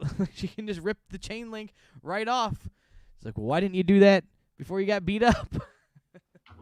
Well, this is where we sprinkle a little cheese and a little awesomeness in here. So right before the fence spot, this is where we get the kendo stick spot. And Rhea Ripley just goes to fucking town on Gonzalez here with the kendo stick, beating full force kendo stick shots to Raquel Gonzalez. Gonzalez eventually gets a hold of the stick, does the same to Rhea Ripley, goes to absolute town on her, beating the shit out of her, to the point to where the kendo stick breaks in half. So, again, these girls are committed and they're going hard. No question. Now, to touch on the handcuff spot here, this was where the cheese was for me because since the pandemic broke and we ended up in this arena with a chain link fence in front of hockey glass, I always assumed this was a real ass fence. But no one, I don't even think Brock Lesnar could just pull his hand with a handcuff and break a fence. So this is where it kind of opens up the curtain a little bit. Yeah, that fence is just made out of plastic. And then to touch on what you said, if you handcuff somebody to a plastic fence, logically, you would just pull it and break it from the get-go.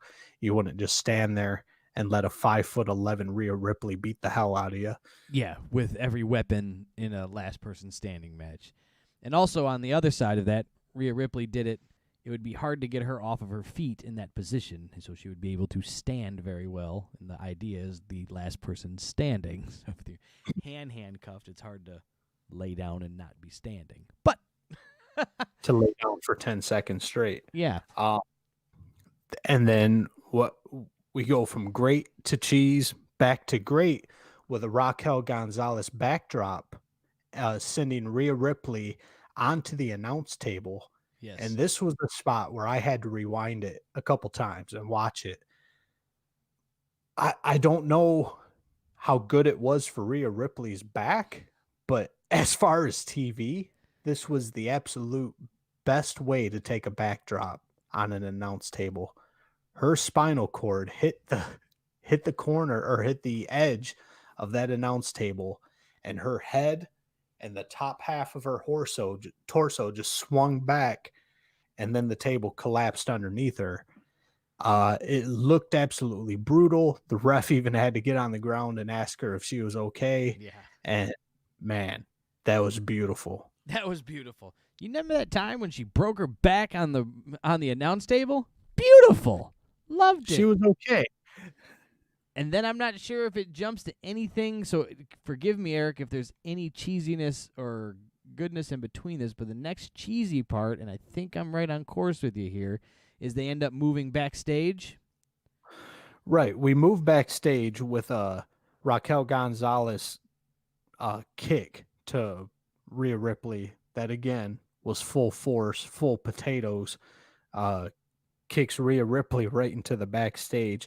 And this is where we end up with a little brawl for all in front of a glass door here, Brian. And I use the term glass loosely. You know what? And this isn't even the spot that I was thinking of for cheese. This spot was, they did go through the glass door. There was a spot where they get thrown through the glass and, survived, cut free, right? Right. Ripley speared Gonzalez through this glass, and there is a nick on either one of their bodies. This part backstage didn't so much bother me as much as the upcoming part backstage. And but yes, the fact that nobody was traumatically injured in that is just amazing, Eric. I'm glad everybody was safe. Yeah, not a cut at all. It sounded to me, I don't know if this was pre-taped or live. Was Stone Cold entering? The glass breaking sounded like it was added in post-production. And the "This is awesome" chants were clearly piped in as she went through the glass. And that just kind of took me out of it for a minute. Our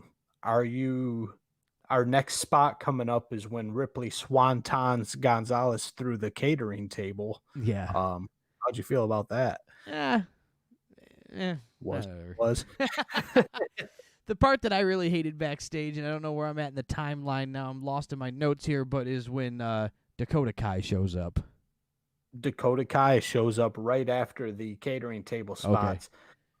Does a run-in and just beats the hell out of Rhea Ripley with a kendo stick, and Dakota Kai's coming in hot with that kendo boy too. So those parts weren't bad to me. Okay, you have a run-in, blah, blah, blah. And then, but Rhea is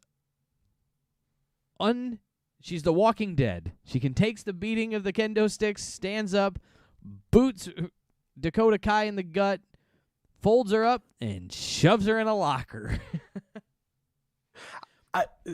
I thought that was pretty funny. It was funny. It was just, she got involved, but it didn't really go anywhere was the point. Like, that I thought was like, okay, you're getting this run-in, but it just didn't turn over anything. It didn't really change too much of the match either. Sometimes you get a run-in, and you can go, well, that's where the match started to go bad for so-and-so. But the match didn't really take that turn there. She just came in, hit with a kendo stick, no-sells it, stuffs her in the locker, and they move on. So I just kind of took that as, because Rhea Ripley is my favorite female performer in the business across all companies, I kind of took it at a different light of this was just accentuating, because we know the finish of the match. This was a way to exude and to show you how powerful and how impervious Rhea Ripley is to attack. She's, no matter the finish, you're going to end this match saying Rhea Ripley is one tough bitch, Oh, no, that's good too.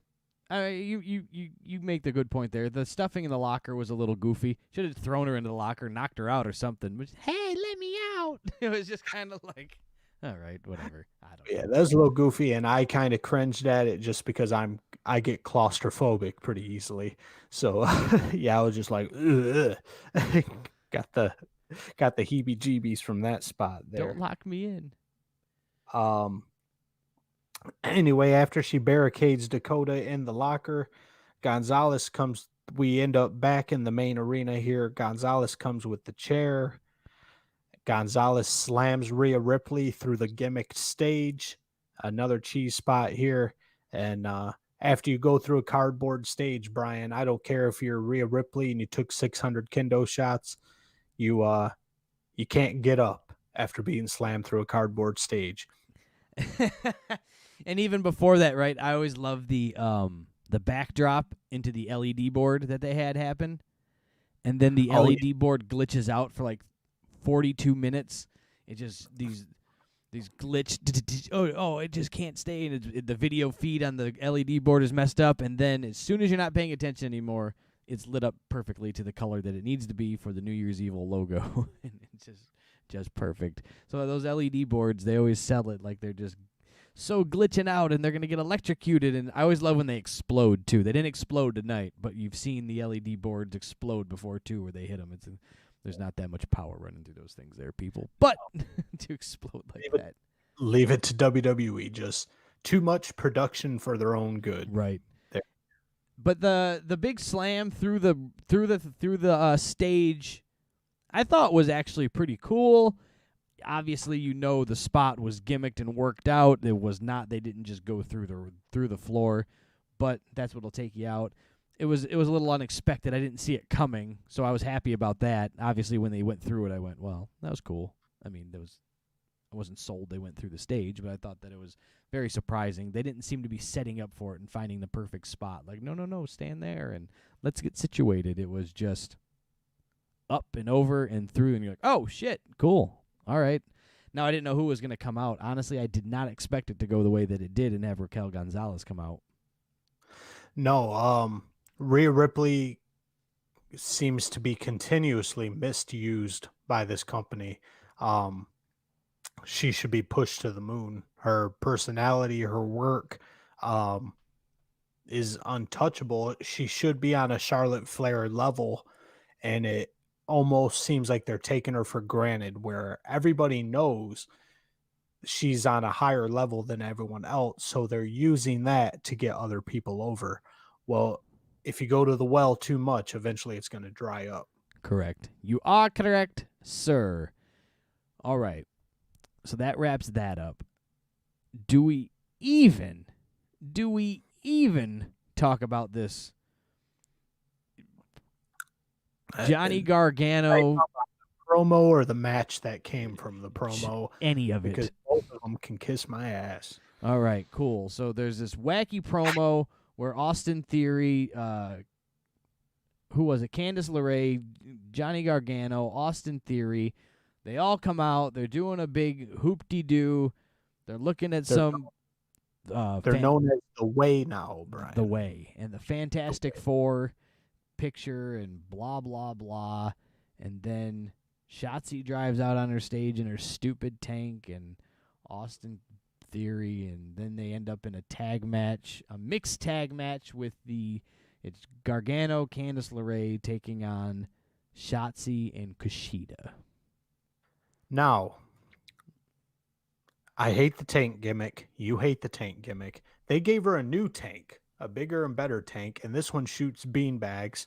And Austin Theory takes a beanbag to the chest piece, and Dexter Lumis shows up on screen, and he what's Lumis here do? He rings the bell, points. We get a pre-made graphic that says it's a mixed tag team match with LeRae, Gargano, Kushida, and Shotzi, and commentators act surprised. How did he do that? And he's a serial killer. We get this shit show of a match that I did not watch one lick of besides the finish. Yeah, I watched it loosely arguing with my kids and not really paying too close attention, but because it was wacky and goofy, and it was Candice LeRae and Johnny Gargano are wearing jeans, so this whole thing is not being taken seriously. Now, the only thing that this did make me think of, and I'm curious on what you think of this, is the question always comes up is, what new titles should be introduced into wrestling? What new titles? Do you think there'll ever be a mixed tag title? There better not be. You don't. If Kenny Omega gets his way, there will be. I mean, at the rate we're going, I don't necessarily see it could be a terrible bad thing. It doesn't actually light my fire, but I just see where the world is at politically wise. I see where the country is at, where everything is going and how it is, that it would fit into the world at the moment. Would it be a long-lasting title? I can't guarantee all that. Will they be talking about the mixed tag title of champions? The first title champion in 2021 was no. But they got enough guys and enough girls, and they've got enough people that aren't doing stuff that it could probably work for a bit. It just I don't think it would be amazing is what I'm saying. I'm still not selling it like I want to see it, but I think they could make it work for where we're at in the world today. I just think I see where you're coming from, to where, we've got women coming up and pushing harder than ever to be equal on a man's level, which is fine. WWE pushes women's matches more than any other company, but I think a mixed tag title would just be ugly through and through, because you can't stick to any rules. No matter what, if you've got a guy and a girl versus a guy and a girl, no guy can ever touch any of the girls in a violent manner whatsoever. So it's essentially you've just got two matches, two a singles, man versus man match and a woman versus woman match running parallel in the same ring, and it's just going to be a shit show. So you're not going to get too many double teams in situations of those magnitude in that type of situation. I see what you're saying. It makes sense. It just made me think of it because I'm watching this. I wonder if that could ever be a thing. It just popped in my head seeing that. So, but the match rolls on. Your winners by pinfall, Shotzi and Kushida. Cool. Cool. We get our main event of the night, and I was excited for this, Brian, and I was expecting Demon Finn Balor here because it's New Year's Evil. It is. I think the point of him coming to NXT is to remove that from being his gimmick. You did speak on that before in a previous episode, and I just thought it is a really cool thing, and I do like it, and it looks really badass when he does it and does it right. But I think this is to rebuild the Finn Balor character and really focus on Finn. The Prince. The Prince. Now, I was excited for this match, and just, in my opinion, this match did not deliver. Do you feel differently? I was very excited for this match as well. It didn't leave me like... It was good, but it didn't leave me like on what I thought I was going to see, like an instant classic. I feel this match, you could have plugged Timothy Thatcher into either one of the roles, and it wouldn't have been any different. Also, that fella who does the finger spots, who douses himself in self-tanner. Pete Dunne? Yeah, Pete Dunne. This could have been a Pete Dunne, Timothy Thatcher match, and it would have looked exactly the same as the Kylo and Finn Balor match. They didn't differentiate from anybody of being in the main event spot. The main event spot is you should be seeing things that you don't see and getting things done that don't normally get done in wrestling matches. Right. You've got... This was just a exhibition of mat wrestling and submissions.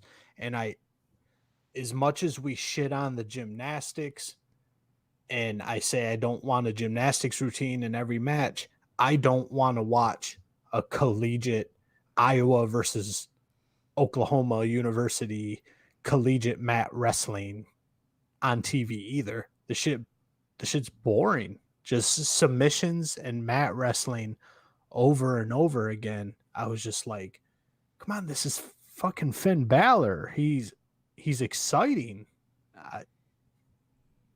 I don't know. This match kind of lost me. It didn't necessarily keep my attention the entire time either, in that gripping, oh my God, I'm witnessing this match.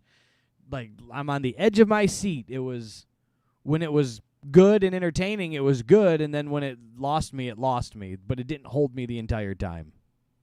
That's as much as I can give it. Am I wrong? Because I'm not the biggest Finn Balor fan. I'll admit right now, I liked Finn Balor more so in the demon gimmick, just because I thought it was cool as hell. So I'm one of those marks that, you know, is this the real Finn Balor, where he's just doing submissions and mat wrestling?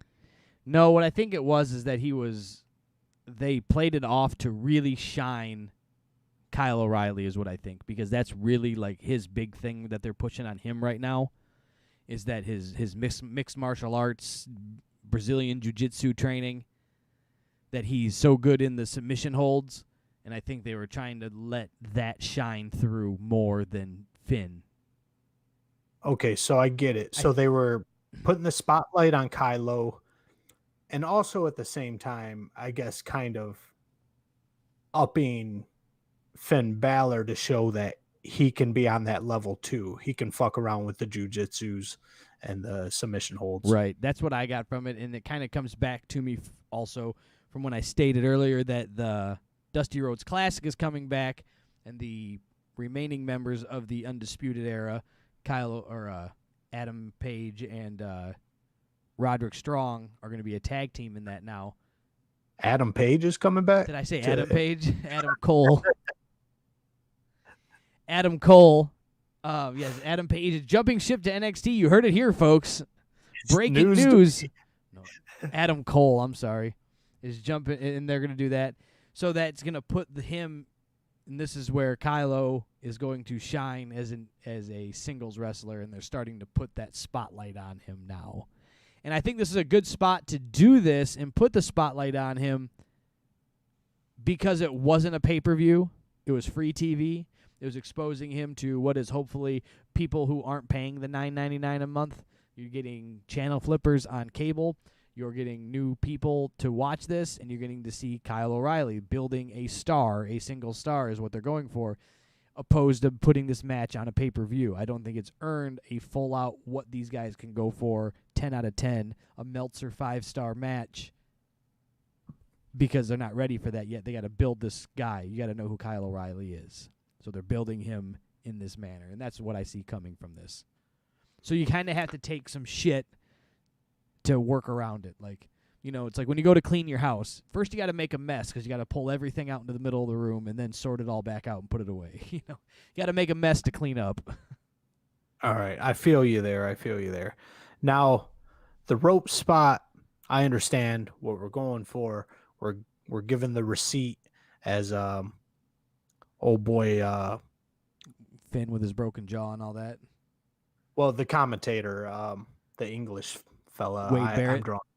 Wade Barrett repeats over and over again about giving receipts and what receipts are in the business here. We've got Finn Balor giving a receipt to Kylo here for breaking his jaw, and we get the rope spot where Finn has Kylo in an abdominal stretch, and the only way Kylo is able to break this hold is to grab the rope with his teeth.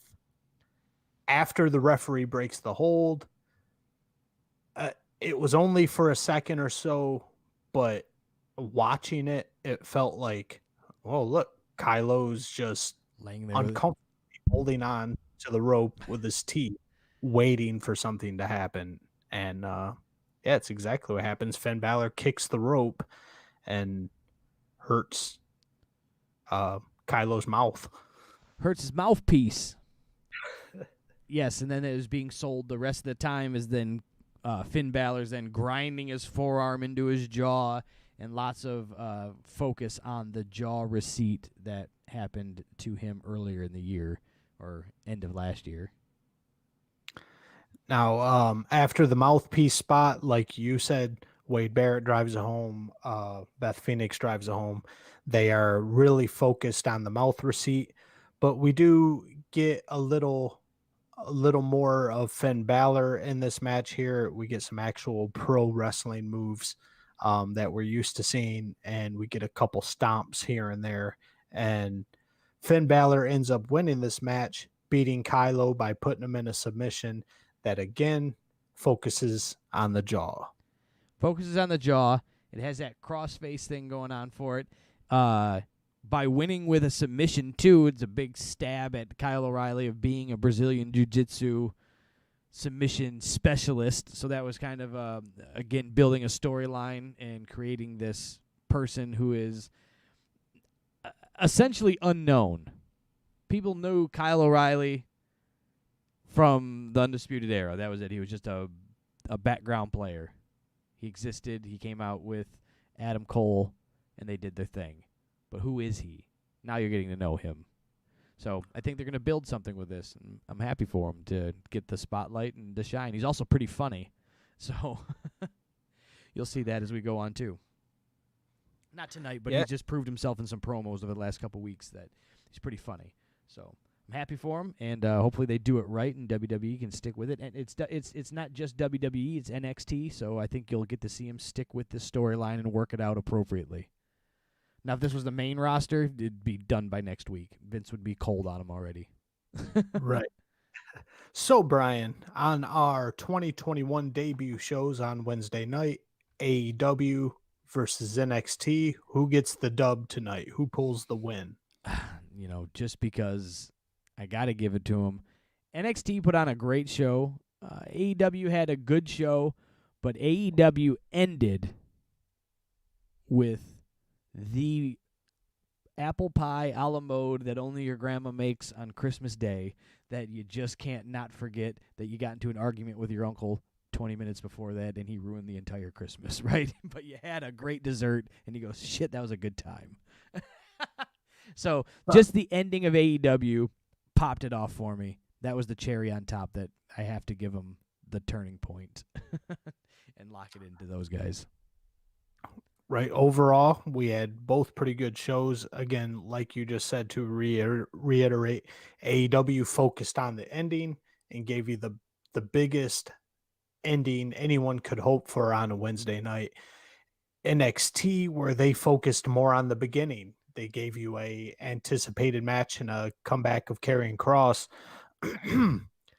They kind of gave us they tried to give you what NXT tried to give you was the beginning with Kross and Priest, a middle with Rhea Ripley and Gonzalez, and then they tried to peak it at the end with Finn and Kylo.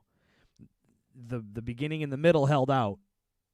That ending, the end match, didn't. You had a valley in between, right? You peaked and you valleyed, and then you had to peak, and then you valleyed, and they tried to end on that peak, and it just didn't quite come across that big giant peak that they wanted on the ending. Right. So, just as always, I think AEW was just a more entertaining show this week, and that ending it knocked out NXT's beginning and middle. I'm gonna give the edge first show of the year to AEW. That's it, man. They just ended it with just that thing that leaves you going, oh shit, I gotta watch next week, because NXT didn't necessarily leave me wanting next week. NXT just went, that ended, and everything was wrapped up in a nice little bow. The valleys in NXT show were really low valleys. Yeah. The worst part, though, is for NXT, they're not even so bad that I have to watch them because I hate them. Like, right, the Valley of AEW show, Marco Stunt screaming at FTR. Abaddon. It was miserable, but that was miserable. But then you watched it, I watched it because it was funny and I wanted to talk about it. I didn't even remember the valleys of the NXT show. They were just forgettable. They weren't even bad. Do you get what I'm saying? There's bad, and then there's bad you want to talk about it, and there's bad forgettable. And it was like, oh, I just missed it. I didn't even know that happened. Very good point. Where, Marco, I couldn't wait to bitch about him. Abaddon, I couldn't wait to bitch about her. But Gargano and LeRae and Kushida and Shotzi, who gives a shit? It happened, and it was over. Who cares? So that wraps up our first show of 2021. That wraps up the two big kickoff shows of 2021 on Wednesday nights. Make sure you guys come over and check us out on all our social media platforms. Over on YouTube, the KayFabe Smark. You can subscribe over there. You can like all of our videos, and we're putting out the shorts over there. So it's their version that they're working on a TikTok. So we're creating some content for that. Make sure you go over to Instagram, trying to keep the post going over there. Facebook, get involved with all of that, and then make sure you guys head on over and click on the TikTok, and then. Yeah, that's all the social media platforms I think that we're messing with at the moment right now. And then get over to audibletrial.com/thekayfabesmark. Get a free audiobook, 30-day free trial, all that fun stuff. There's some great books over there. I am currently listening to a 50 Cent book right now. It is about him and how he stays so focused in the world and what he does on things. It's kind of a self-motivational book, but pretty cool to listen to 50 because 50 reads it on top of it. So if a guy like 50 wrote a book and going to tell you how to be a successful fella and he reads it, what the hell? I'll give you my $12. So make sure you guys get on over to all that stuff and check it out. Subscribe, like, and hang out with us. Get over to anchor.fm/thekayfabesmark. Leave a little voicemail. Send us an email. Support the show. Having fun, talking pro wrestling. Share it with a friend. Recommend it to a friend. Subscribe on iTunes, Spotify. Leave a like. Give us a thumbs up. Hit a comment. Do what you got to do. Eric, where can they find you at? You can find me on Instagram. Brian tags me in a lot of the KayFabe Smark posts, and my Instagram is my personal account, so you can check me out over there. It is all one word. Oh yeah, it's Eric. And Brian, do you got anything left to say? I don't. Just get over to those social media platforms, and Eric, why don't you take us out of here? All right. All I got left to say is hooty hoo, we out the gate.